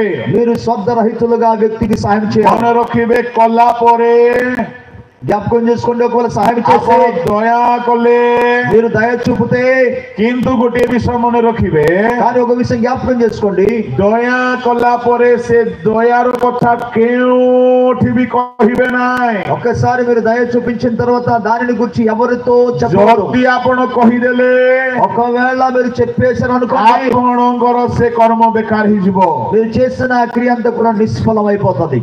ଫାରୁସି କାହିଁକି ଆଜ୍ଞା ଅଗ୍ରାହ୍ୟ ହେଲା? ଲୁକ 18 10 11 12ରେ లూకాసు 10-11 వచనంలో పరిసయ్యుడు ఎందుకు କହିବାକୁ ଲାଗିଲା, ఆయన చెప్పడం మొదలు పెట్టాడు, ଆପଣ ଯାହା ବି କରନ୍ତୁ మీరు ఏమి చేసినా ମୁଖରେ କୁହନ୍ତୁ ନାହିଁ, నోటితో చెప్పవద్దు, ପ୍ରଭୁ ତାହାକୁ ଦେଖୁଛନ୍ତି, ఎందుకనగా దేవుడు దాన్ని ଆପଣଙ୍କୁ పురସ୍କାର ଦେବେ। ఆయన మీకు బహుమానం ఇస్తాడు. ଆପଣ ବାମ ହାତରେ ଦେଉଛନ୍ତି, మీరు ఒకవేళ కుడి చేతిలో ଦକ୍ଷିଣ ఇస్తే ହାତ ନ ଜାଣୁ మీ యొక్క ఎడమ చేయి తెలియకూడదు. ଆପଣ କାହାରି ସାହାଯ୍ୟ କରୁଛନ୍ତି, మీరు ఎవరికైనా సాయం చేస్తున్నారా? ଆପଣ ଆଦୌ କାହାକୁ କହିବେ ନାହିଁ। ఎన్నడూ ఇతరులకు చెప్పకూడదు. ବହୁତ ସାବଧାନ ହୁଅନ୍ତୁ చాలా జాగ్రత్తగా ఉండాలి. ପ୍ରଭୁଙ୍କ ଲୋକମାନେ। దేవుని ప్రజలారా, କେହି ପାଳକ ମାନଙ୍କୁ ଟିକେ ଦାନ ଦିଅନ୍ତି, కొంతమంది దైవజనులకు కొంత కానుకలు ఇస్తారు, ତାପରେ କହି ବୁଲନ୍ତି, ఆ తర్వాత చెప్పుకొని తిరుగుతారు, ଆମେ ପରା ପୋଷୁଛୁ ପାଷ୍ଟରକୁ ବୋଲି। మేమే కదా పాస్టర్ గారిని పెంచుతున్నాము. ସାବଧାନ, జాగ్రత్త, ଆପଣ ସବୁ ହରାଇ ଦେବେ। మీరు అన్ని పోగొట్టుకుంటారు. ଆପଣ ଯାହାରିକୁ ବି ଦୟା କରନ୍ତି మీరు ఎవరి పట్ల అయినా సరే ସେ దయ କଥାକୁ చూపినా ଭୁଲି ଯାଆନ୍ତୁ। అది మర్చిపోండి. ଦୟାରେ ତାହା ଆପଣଙ୍କୁ ଅନନ୍ତ ଜୀବନର ଅଧିକାରୀ କରାଇବ। అది మీకు నిత్య జీవం పొందుకోవడానికి అవకాశం కలిగిస్తుంది. ପ୍ରଭୁଙ୍କ ଲୋକମାନେ, దేవుని ప్రజలారా, ଏଠାରେ ସେ ପ୍ରତିବାସୀକୁ ఆత్మతుల్ୟ ప్రేమ କରିବା କଥା ଶିଖିଲା, ఇక్కడ ఆయన పొరుగు వాడిని తనందర తాను ప్రేమించినట్టుగా నేర్పిస్తున్నాడు. ଈଶ୍ୱରକୁ ପ୍ରେମ କରିବା କଥା ଶିଖି ନାହିଁ। అయితే దేవుని ప్రేమించడం నేర్చుకోలేదు. ଈଶ୍ୱରକୁ ପ୍ରେମ କରିବା କଣ ଅଟେ? దేవుని ప్రేమించడం అనగా ఏంటి? ମୋର ସମୟ ଏଠାରେ ସମାପ୍ତ ହେଉଅଛି, నా సమయం ఇప్పటికే ముగించబోతుంది, ତେଣୁ ମୁଁ ଆଉ ସବୁ କଥା କହିପାରୁନାହିଁ। కనుక నేను అన్ని చెప్పలేకపోతున్నా. କିନ୍ତୁ ଆପଣମାନେ ଚାହିଁଲେ ତାହା ବିଭିନ୍ନ ସୋସିଆଲ ମିଡିଆରୁ ପାଇପାରିବେ। అయితే మీకు కావాలంటే రకరకాల సోషల్ మీడియా ద్వారా మీరు పొందగలరు. ଈଶ୍ୱରଙ୍କୁ ପ୍ରେମ କରିବା ନିହାତି ଆବଶ୍ୟକ। దేవుని ప్రేమించడం అది ఎంతో అత్యవసరం. ଆପଣ ଜାଣିଛନ୍ତି, మీకు తెలుసు, ଈଶ୍ୱରଙ୍କୁ ସମସ୍ତ ଶକ୍ତି ସହିତ ପ୍ରେମ କର। దేవుణ్ణి నీ పూర్ణ శక్తితో ప్రేమింపవలెను. ଏ କଥା କହିବି ନା ସେ ସମୀରଣୀୟର ଆତ୍ମିକ କଥା କହିବି, ମୁଁ ବି ବୁଝିପାରୁନାହିଁ। ఇప్పుడు ఏ వాక్యం చెప్పాలో నాకు అర్థం కాని పరిస్థితిలో ఉంది. ନାଇଁ, ମୁଁ ଆଉ କିଛି କହିବି ନାହିଁ, ଆ ପରବର୍ତ୍ତୀ ବକ୍ତାଙ୍କୁ କହିବାକୁ ଦେବି। లేకపోతే ఏం చెప్పకుండా ఇంకా రాబోతున్న ఈ యొక్క ବାକି ସମୟ ଆପଣମାନେ ବାକି ବିଷୟକୁ ବୁଝିବା ପାଇଁ ଆପଣମାନେ సోషల్ మీడియాରେ ଆମକୁ ଫଲୋ କରିପାରନ୍ତି। మిగిలిన విషయాలన్నీ కూడా సోషల్ మీడియాలో మీరు తెలుసుకోవడానికి ప్రయత్నం చేయండి. 5 ମିନିଟରେ ମୁଁ ସାରୁଛି। 5 నిమిషాలను ముగిస్తాను. କଣ ତାହା ଅଟେ? అదేంటంటే, ଏ ଉତ୍ତମ ସମୀରଣୀୟ କିଏ ଅଟନ୍ତି? ఈ యొక్క మంచి సమరయుడు ఎవరు? ଏ ଦରମରା ଅବସ୍ଥାରେ ପଡିଥିବା ଲୋକ କିଏ ଅଟେ? ఈ యొక్క చావు సిద్ధంలో ఉన్న వ్యక్తి ఎవరు? କିଏ ତାହାକୁ ଦରମରା କଲା? ఎవరు ఆయన చావు కొట్టాడు? ଲେବୀୟ ମାନେ ତାକୁ ଦୟା କଲେ ନାହିଁ। లేవీయులు అతన్ని దయ చూపలేకపోయారు. ମୁଁ ଏପର୍ଯ୍ୟନ୍ତ ତାହାକୁ ଶାରୀରିକ ଭାବରେ ବୁଝାଇଲି, ఇప్పటి వరకు లోకరీతిగా మీకు ତାହାର తెలియజేశాను. ଆତ୍ମିକ ଭାବକୁ ଟିକେ କହୁଛି ଶୁଣନ୍ତୁ। దానికి ఆత్మీయ అర్థాలు ఒకసారి చెప్తున్నారు ଏଇ వినండి. ଲୋକ ଜେରୁସାଲେମରୁ ଜିରିହୋକୁ ଯାଉଥିଲା। ఈ వ్యక్తి యెరూషలేము నుండి యెరికోకు వెళుతున్నాడు. ପ୍ରଭୁଙ୍କ ଲୋକମାନେ ଡକାୟତର ହାବୁଡରେ ପଡିଲା, దేవుని యొక్క బిడ్డలారా, ఆయన యొక్క దొంగ చేతిలో చిక్కబడ్డాడు. ଯିଏକି ବସ୍ତ୍ର ଲୁଣ୍ଠନ କଲେ। వారు తమ వస్త్రమును ଏ తీసుకువెళ్ళారు. ଡକାୟତ ଶୟତାନ ଅଟେ। ఈ యొక్క దొంగ సాతానుతో పోల్చబడింది. ఏదోన ఉద్యాନରେ ఆదమ హవ్వଙ୍କ ବସ୍ତ୍ର ଲୁଣ୍ଠନ କଲା। ఎందుకనగా ఏదైనా తోటలో ఆదాము హవ్వల యొక్క వస్త్రాన్ని ఆయన దొంగలించాడు. ଶୟତାନ ସବୁବେଳେ ଚାହିଁବ କି ଆପଣ ପରିତ୍ରାଣର ବସ୍ତ୍ର ହରାନ୍ତୁ। ప్రియులారా, ఎల్లప్పుడూ కూడా సాతాను ఉద్దేశం ఏంటంటే మీరు రక్షణ వస్త్రాన్ని పోగొట్టుకోవాలి. ଏଣୁକରି ପ୍ରକାଶିତ ପୁସ୍ତକରେ କୁହାଗଲା, అందుకే ప్రకటన గ్రంథంలో రాయబడినది, ଆମେ ଶୀଘ୍ର ଆସୁଅଛୁ। ఇదిగో నేను త్వరగా వచ్చుచున్నాను. ଆଉ ସେ କହୁଅଛନ୍ତି, ఆయన ఏమంటున్నారంటే, ଜାଗ୍ରତ ରହି ଆପଣ ବସ୍ତ୍ରର ରକ୍ଷା କର। మీరు జాగ్రత్త కలిగి ఉండి మీ వస్త్రములను 16 కాపాడుకోండి. ଅଧ୍ୟାୟ ତାର 15 ପଦରେ, ప్రకటన గ్రంథం 16వ అధ్యాయము 15వ వచనము, ଯେ ଜାଗ୍ରତ ରହି ଆପଣ ବସ୍ତ୍ର ରକ୍ଷା କରେ, ఎవరైతే జాగ్రత్త కలిగి తన ସେ వస్త్రములను ଉଲ୍ଲଙ୍ଘ ହେବ కాపాడుకుంటాడో, ନାହିଁ। ఆయన ఎన్నడూ కూడా దిగంబరి కాడు. ପ୍ରଭୁଙ୍କ ଲୋକମାନେ, ప్రియ దేవుని ప్రజలారా, ଶୟତାନ ଆତ୍ମିକତାକୁ ହରଣ କରେ, సాతానుడు ఆత్మీయ జీవితాన్ని పాడు చేస్తాడు. କିନ୍ତୁ ତାକୁ ସୁରକ୍ଷା ଦେବା ପାଇଁ అయితే దాన్ని మనం ତାର కాపాడుకోవడానికి ପ୍ରଚାରକ ବଡ ବଡ ସେବକ ମାନେ ଅଛନ୍ତି, చాలా మంది గొప్ప గొప్ప ప్రసంగికులు దేవుని କିନ୍ତୁ సేవకులు ఉన్నారు. କେହି କିଛି କରୁନାହାନ୍ତି। కానీ ఎవరు ఏ పని చేయటం లేదు. ଶାସ୍ତ୍ରୀ ଫାରୁସୀ ମାନେ ଅଛନ୍ତି, పరిచయాలు శాస్త్రులు ఉన్నారు. କେହି କିଛି ନ କରିବାରୁ వారు ఏమి చేయకపోవడం కారణాన్ని బట్టి ଉତ୍ତମ ସମ୍ମିଳନୀୟ ଭାବରେ ଯୀଶୁ ଖ୍ରୀଷ୍ଟ ଆସିଲେ। మంచి సమరుడుగా యేసు ప్రభు దిగి వచ్చారు. ଆପଣ ମାନେ ଯୋଉ ଲେବୀୟ ମାନଙ୍କୁ ଦେଖୁଛନ୍ତି, మీరు ఇక్కడ చూసినాక లేవీయులు ୟାର ସ୍କ୍ରିପ୍ଚରାଲ କନସେପ୍ଟ ହଉଛି ଓଲ୍ଡ ଟେଷ୍ଟାମେଣ୍ଟ ର ସାଧୁ ମାନେ। ఆత్మ సంబంధమైన ఒక విషయం ఏంటంటే, పాత నిబంధనలు ఉన్నాక భక్తులు ସେମାନେ ମଣିଷର ପତନାବସ୍ଥାକୁ ସଜାଡ଼ିବା ପାଇଁ କିଛି କଲେ ନାହିଁ। వారు ప్రజల యొక్క జీవితాన్ని సరి చేసుకోవడానికి ఏమి చెప్పలేదు. ଖ୍ରୀଷ୍ଟ ଉତ୍ତମ ସମ୍ମିଳନୀ ହେଇକି ଆସିଲେ। అందుకే యేసు ప్రభు వారు మంచి సమరయుడుగా దిగి ଆଉ వచ్చారు. ସେ ଦରମରା ଅବସ୍ଥା ଥିବା ମାନବ ଜାତିର ସେ ସେବା କଲେ। చావు సిద్ధంలో ఉన్న ఆ యొక్క వ్యక్తిని కాపాడినట్టుగా మానవులందరినీ కూడా ఆయన సేవ ଆଉ చేశాడు. ତାକୁ ନେଇକି ଆସିଲେ କୋଉଠିକୁ? ఎక్కడనే అండి ఆ వ్యక్తిని తీసుకొచ్చారు? ପାନ୍ଥଶାଳା। ఆ యొక్క పూట కూలి వారిని ତାହା ହେଉଛି తీసుకొచ్చారు. ଚର୍ଚ୍ଚ। దాని అర్థము సంఘము. ଯେଉଁଠାରେ ପାନ୍ଥଶାଳାର ରକ୍ଷକକୁ ସେ ଦୁଇ ଗୋଟି ମୁଦ୍ରା ଦେଲେ। అక్కడ పందశాల యజమానికి 2 రూకలు ఇచ్చాడు. ଏ ଦୁଇ ଗୋଟି ମୁଦ୍ରା କଣ ଅଟେ? ఆ 2 రూకలు ఏంటి? ଈଶ୍ୱରଙ୍କ ସେବକ ମାନଙ୍କୁ ଦିଆଯାଇଥିବା ଦାନ ବରଦାନ। అది దేవుని సేవకు ఇవ్వబడిన కృపావరములు. ଈଶ୍ୱରଙ୍କ ବାକ୍ୟ। అది దేవుని యొక్క వాక్యము. ନିୟମ ପୁରାତନ ନିୟମ। అది కొత్త నిబంధన, పాత నిబంధన. ଯାହା ଦ୍ୱାରା ପାନ୍ଥଶାଳାର କର୍ତ୍ତା ମାନେ ତାର ସେବା ଶୁଶ୍ରୂଷା କରିବେ। దాని ద్వారా పూట కూలిన వారు అక్కడ సేవ పరిచయం చేస్తున్నారు. ଯଦି କିଛି ଏକ୍ସଟ୍ରା ଖର୍ଚ୍ଚ ହେଇଯାଏ, ఒకవేళ ఇంకా ఎక్కువ ఖర్చు అక్కడ ఏమైనా అయితే, ଆମର ଉତ୍ତମ ସମ୍ମିଳନୀ ଆଉ ଥରେ ବାହୁଡିବେ। మన యొక్క మంచి సమయంలో మరలా తిరిగి వస్తాడు ఆయన. ସେ ବାହୁଡିବା ସମୟରେ ఆయన తిరిగి వచ్చినప్పుడు ଆମେ ଲୋକମାନଙ୍କର ଯତ୍ନ ପାଇଁ ଯାହା ଅଧିକ କରିଛୁ ଆମେ ପୁରସ୍କାର ପାଇବା। ప్రజల క్షేమ కొరకు మనం ఎంత ఖర్చు పెట్టామో దాని బహుమానాలు పొందుతాం. ଆମର ସମ୍ମିଳନୀ ଅତି ଶୀଘ୍ର ବାହୁଡିବେ। మన మంచి సమయంలో అతి త్వరగా రాబోతున్నాడు. ପାନ୍ଥଶାଳାର ରକ୍ଷକ ମାନଙ୍କୁ ଦାୟିତ୍ୱ ଦେଇଛନ୍ତି। ఈ పూట కూలి వానికి ఆయన బాధ్యతను అనుగ్రహించినాడు. ଆଉ ଟିକେ ଟିକେ ମୁଦ୍ରା ଦେଇଛନ୍ତି।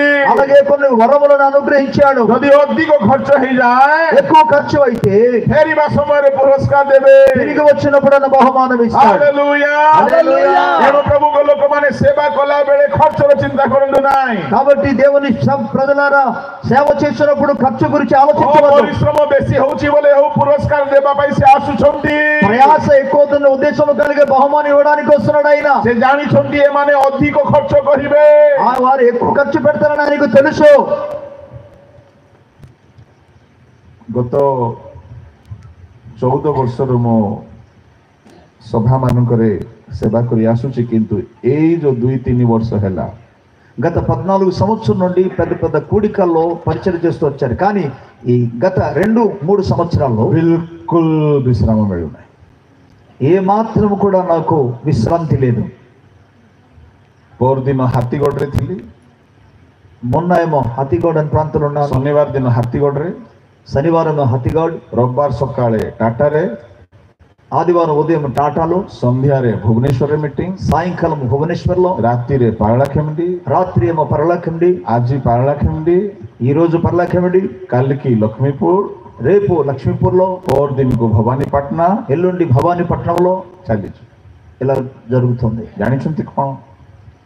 ఇది ఎంతో ସେ మీకు తెలుసా? ଦେଇଛନ୍ତି ଦୁଇଟି ମୁଦ୍ରା, ଯଦି ଅଧିକ କାମ କରିବ ଆସିବା ସମୟରେ పురస్కారం ଦେବେ। మీకు కేవలం రెండు రూపాయలు ఇచ్చారు, కానీ మీరు ఎక్కువ పని చేస్తే వచ్చినప్పుడు గొప్ప బహుమానం ఇవ్వబోతున్నారు ఆయన। ହାଲେଲୁୟା। హల్లెలూయా। ଏଣୁ ଏବେ ମିଳୁ ନ ମିଳୁ ଆସିଲା ବେଳକୁ ମିଳିବ ବୋଲି ବିଶ୍ୱାସ ଭାବରେ କାମ କରନ୍ତୁ। కాబట్టి ఇప్పుడు దొరికినా దొరకకపోయినా ఆయన వచ్చినప్పుడు బహుమానం దొరకబోతుందని విశ్వాసంతో సేవ చేయండి। କେତେ ଲୋକ ଖୋକୁଛନ୍ତି ଏତିକି ଦେଲେ ଆକାଶକୁ। కొంతమంది అడుక్కుంటున్నారు, ବାହୁଡିବା ସମୟରେ କିଛି ଦେବେନି ଆଜ୍ଞା। మీరు అలాగ చేస్తే మాత్రం ఇవ్వరండి। ଏବେ ବିଶ୍ୱସ୍ତ ହେଇ କାମ କରନ୍ତୁ। ఇప్పుడు నమ్మకస్తులుగా పనిచేయండి। ଯଦି କିଛି ଅଧିକ କରିଦେଇଛନ୍ତି ఒకవేళ దానికంటే ఎక్కువ మీరు చేస్తే ସେ ଆସିବା ସମୟରେ ଦେବେ। ఆయన వచ్చినప్పుడు ఇస్తారండి। ସେ ଆସିବା ସମୟରେ ଦେବେ। ఆయన వచ్చినప్పుడు ఇస్తారండి। ସେ ଉତ୍ତମ ସମୀରଣୀୟ। ఆయన మంచి କିନ୍ତୁ సమరయుడు। ମନେ ରଖ ପାଷ୍ଟର ପ୍ରଚାରକ ମାନେ, అయితే జ్ఞాపకం చేసుకోండి, పాస్టర్లు ଦରମରା ଅବସ୍ଥାରେ ମଣ୍ଡଳୀ ଅଛି, సంఘము ఎప్పుడైతే చావో సిద్ధముగా ఉన్నదో ତେଲ ପକଉଛ ନା ସେଠି କିରୋସିନ ଆଉ ଏସିଡ ପକଉଛ? మీరు అందులో నూనె పోస్తున్నారా లేకపోతే కిరోసిన్? ଘା ଯାକ ଠିକ ହଉଛି ନା ତାକୁ ଆହୁରି ହଇରାଣ କରିଦଉଛ? అక్కడున్న గాయాలన్నీ కూడా హీల్ అవుతూ ସେ ଆସି ଅଧା ମେଡିସିନ ଲଗେଇକି ଗଲେ କୃଷରେ, ఆయన సగం మెడిసిన్ తీసుకొచ్చి ବାକି କାମ କରିବାକୁ ଆମକୁ ଦାୟିତ୍ୱ ଦେଇକି మిగిలిన పని చేయడానికి మనకు అప్పగించాడు। ଆଉ ଦୁଇ ମୁଦ୍ରା ଯାକ ଦେଇଛନ୍ତି। అలాగే 2 రూకలు కూడా ఆయన ఇచ్చారు। ଏ ମୁଦ୍ରାକୁ ନେଇକି ନିଜେ ଖାଇ ପିଇକି ଶୋଇବା ପାଇଁ ନାହିଁ। ఈ యొక్క రూకలు తీసుకొని సొంతగా తిని ଦରମରା ଅବସ୍ଥାରେ ଥିବା ମଣ୍ଡଳୀର ଅଧା ଟ୍ରିଟମେଣ୍ଟ ସେ କରିକି ଗଲେ, ଅଧା କାମ ଆମକୁ ଦେଇକି గଲେ। చావు సిద్ధంగా ఉన్న సంఘానికి సగం ఆయన పని చేశారు, సగం పరిచయం మనకు ଆଉ ସେ అప్పగించారు। କହିଲେ ମୁଁ ଫେରିବା ସମୟରେ ଆସିବି। ఆయన అన్నారు, నేను తిరిగి వచ్చినప్పుడు ଯାହା ଅଧିକ କରିଛ ఏదైతే ఎక్కువ ఖర్చు పెట్టున్నారో ତମକୁ ଫେରାଇ ଦେବି। నేను మీకు తిరిగి ఇస్తా। ହାଲେଲୁୟା। హల్లెలూయా। ଯୀଶୁ ଶୀଘ୍ର ଆସୁଛନ୍ତି। యేసు త్వరగా వచ్చుచున్నాడు, ପ୍ରସ୍ତୁତ ହୁଅନ୍ତୁ। సిద్ధపడండి। ସମୟ ଅନୁସାରେ ମୁଁ ଏଠାରେ ସମାପ୍ତ କରୁଅଛି। సమయానుసారంగా నేను ముగిస్తున్నా। ଆସନ୍ତୁ ଚକ୍ଷୁ ବନ୍ଦ କରନ୍ତୁ, రండి, కళ్ళు మూసుకుందాం, ପ୍ରାର୍ଥନା କରିବା। ప్రార్థన చేసుకుందాం। ପରମ ପବିତ୍ର ଜିହୋବା ସ୍ୱର୍ଗୀୟ ପିତା, పరలోకమున పరిశుద్ధుడైన యెహోవా మా ప్రభువా, ପ୍ରଭୁ ତୁମେ ଆମର ଉତ୍ତମ ସମୀରଣୀୟ। ప్రభువా నీవే మా యొక్క మంచి సమరయుడవు। ଆଜି ଦରମରା ଅବସ୍ଥାର ମଣ୍ଡଳୀକୁ ସଜାଡ଼ିବା ପାଇଁ ତୁମେ ପ୍ରଭୁ କ୍ଷତ ଜାଗାରେ ତୈଳ ଦ୍ରାକ୍ଷାରସ ଲଗାଇଲା ପରି ଆପଣ ରକ୍ତ ବହାଇ ଦେଇଛ। ప్రభువా చావు సిద్ధము ఉన్న యొక్క సంఘాన్ని బాగు చేయడానికి నన్ను రక్తమును కార్చి ఆ రక్తము చేత ఆ గాయములను కట్టి ఉన్నావయ్యా। ସ୍ୱର୍ଗୀୟ ପିତା, పరలోకమందున మా తండ్రి, ଆମମାନଙ୍କୁ ତୁମେ ଦାୟିତ୍ୱ ଦେଇଛ। ప్రభువా మీరు మాకు బాధ్యతను ఇచ్చున్నారు। ଆଉ କହିଅଛ ଯାହା ଅଧିକ ଲାଗିବ ఇంకా ఎక్కువ ఏమైనా ఖర్చు అయిన ఎడలా ମୁଁ ଆସିବା ସମୟରେ ଦେବି। నేను వచ్చేటప్పుడు దాన్ని ତୁମେ ఇస్తాను। ଶୀଘ୍ର ଆସିବାକୁ ଯାଉଛ ପ୍ରଭୁ। ప్రభువా మీరు త్వరలో రాబోచున్నారయ్యా। ଆମେ ଦରମରା ମଣ୍ଡଳୀକୁ ସଜାଡ଼ିବାରେ ବିଶ୍ୱସ୍ତ ହେବାକୁ ସାହାଯ୍ୟ। ప్రభువా చావు సిద్ధమన్న సంఘానికి సిద్ధపరచున్నట్లుగా ଯେ నమ్మకంగా ମଣ୍ଡଳୀକୁ సిద్ధపరచున్నట్లుగా ଦୟା କରେ ସେ ହିଁ ଈଶ୍ୱରଙ୍କୁ ప్రేమ କରେ, ପ୍ରତିବାସୀକୁ ప్రేమ କରେ। ప్రభు ఎవరైతే సంఘాన్ని పట్ల కనికరించు బాగు చేస్తుందో వారు దేవుని ప్రేమిస్తున్నారు, పొరుగు వారిని ప్రేమిస్తున్నారు। ଏ ସତ୍ୟକୁ ବୁଝିବା ପାଇଁ ସାହାଯ୍ୟ କର। ఈ సత్యాన్ని ప్రజలు తెలుసుకున్నట్టు సహాయం చేయి। ପ୍ରତ୍ୟେକଙ୍କୁ ତୁମ ହସ୍ତରେ ରଖି ପ୍ରାର୍ଥନା ଯୀଶୁଙ୍କ ନାମରେ ମାଗିବେ। అందరిని మీ చేతికి అప్పగించి ప్రార్థన యేసు ప్రభు నామములో అడుగుచున్నాము తండ్రి, ఆమేన్। Praise the Lord.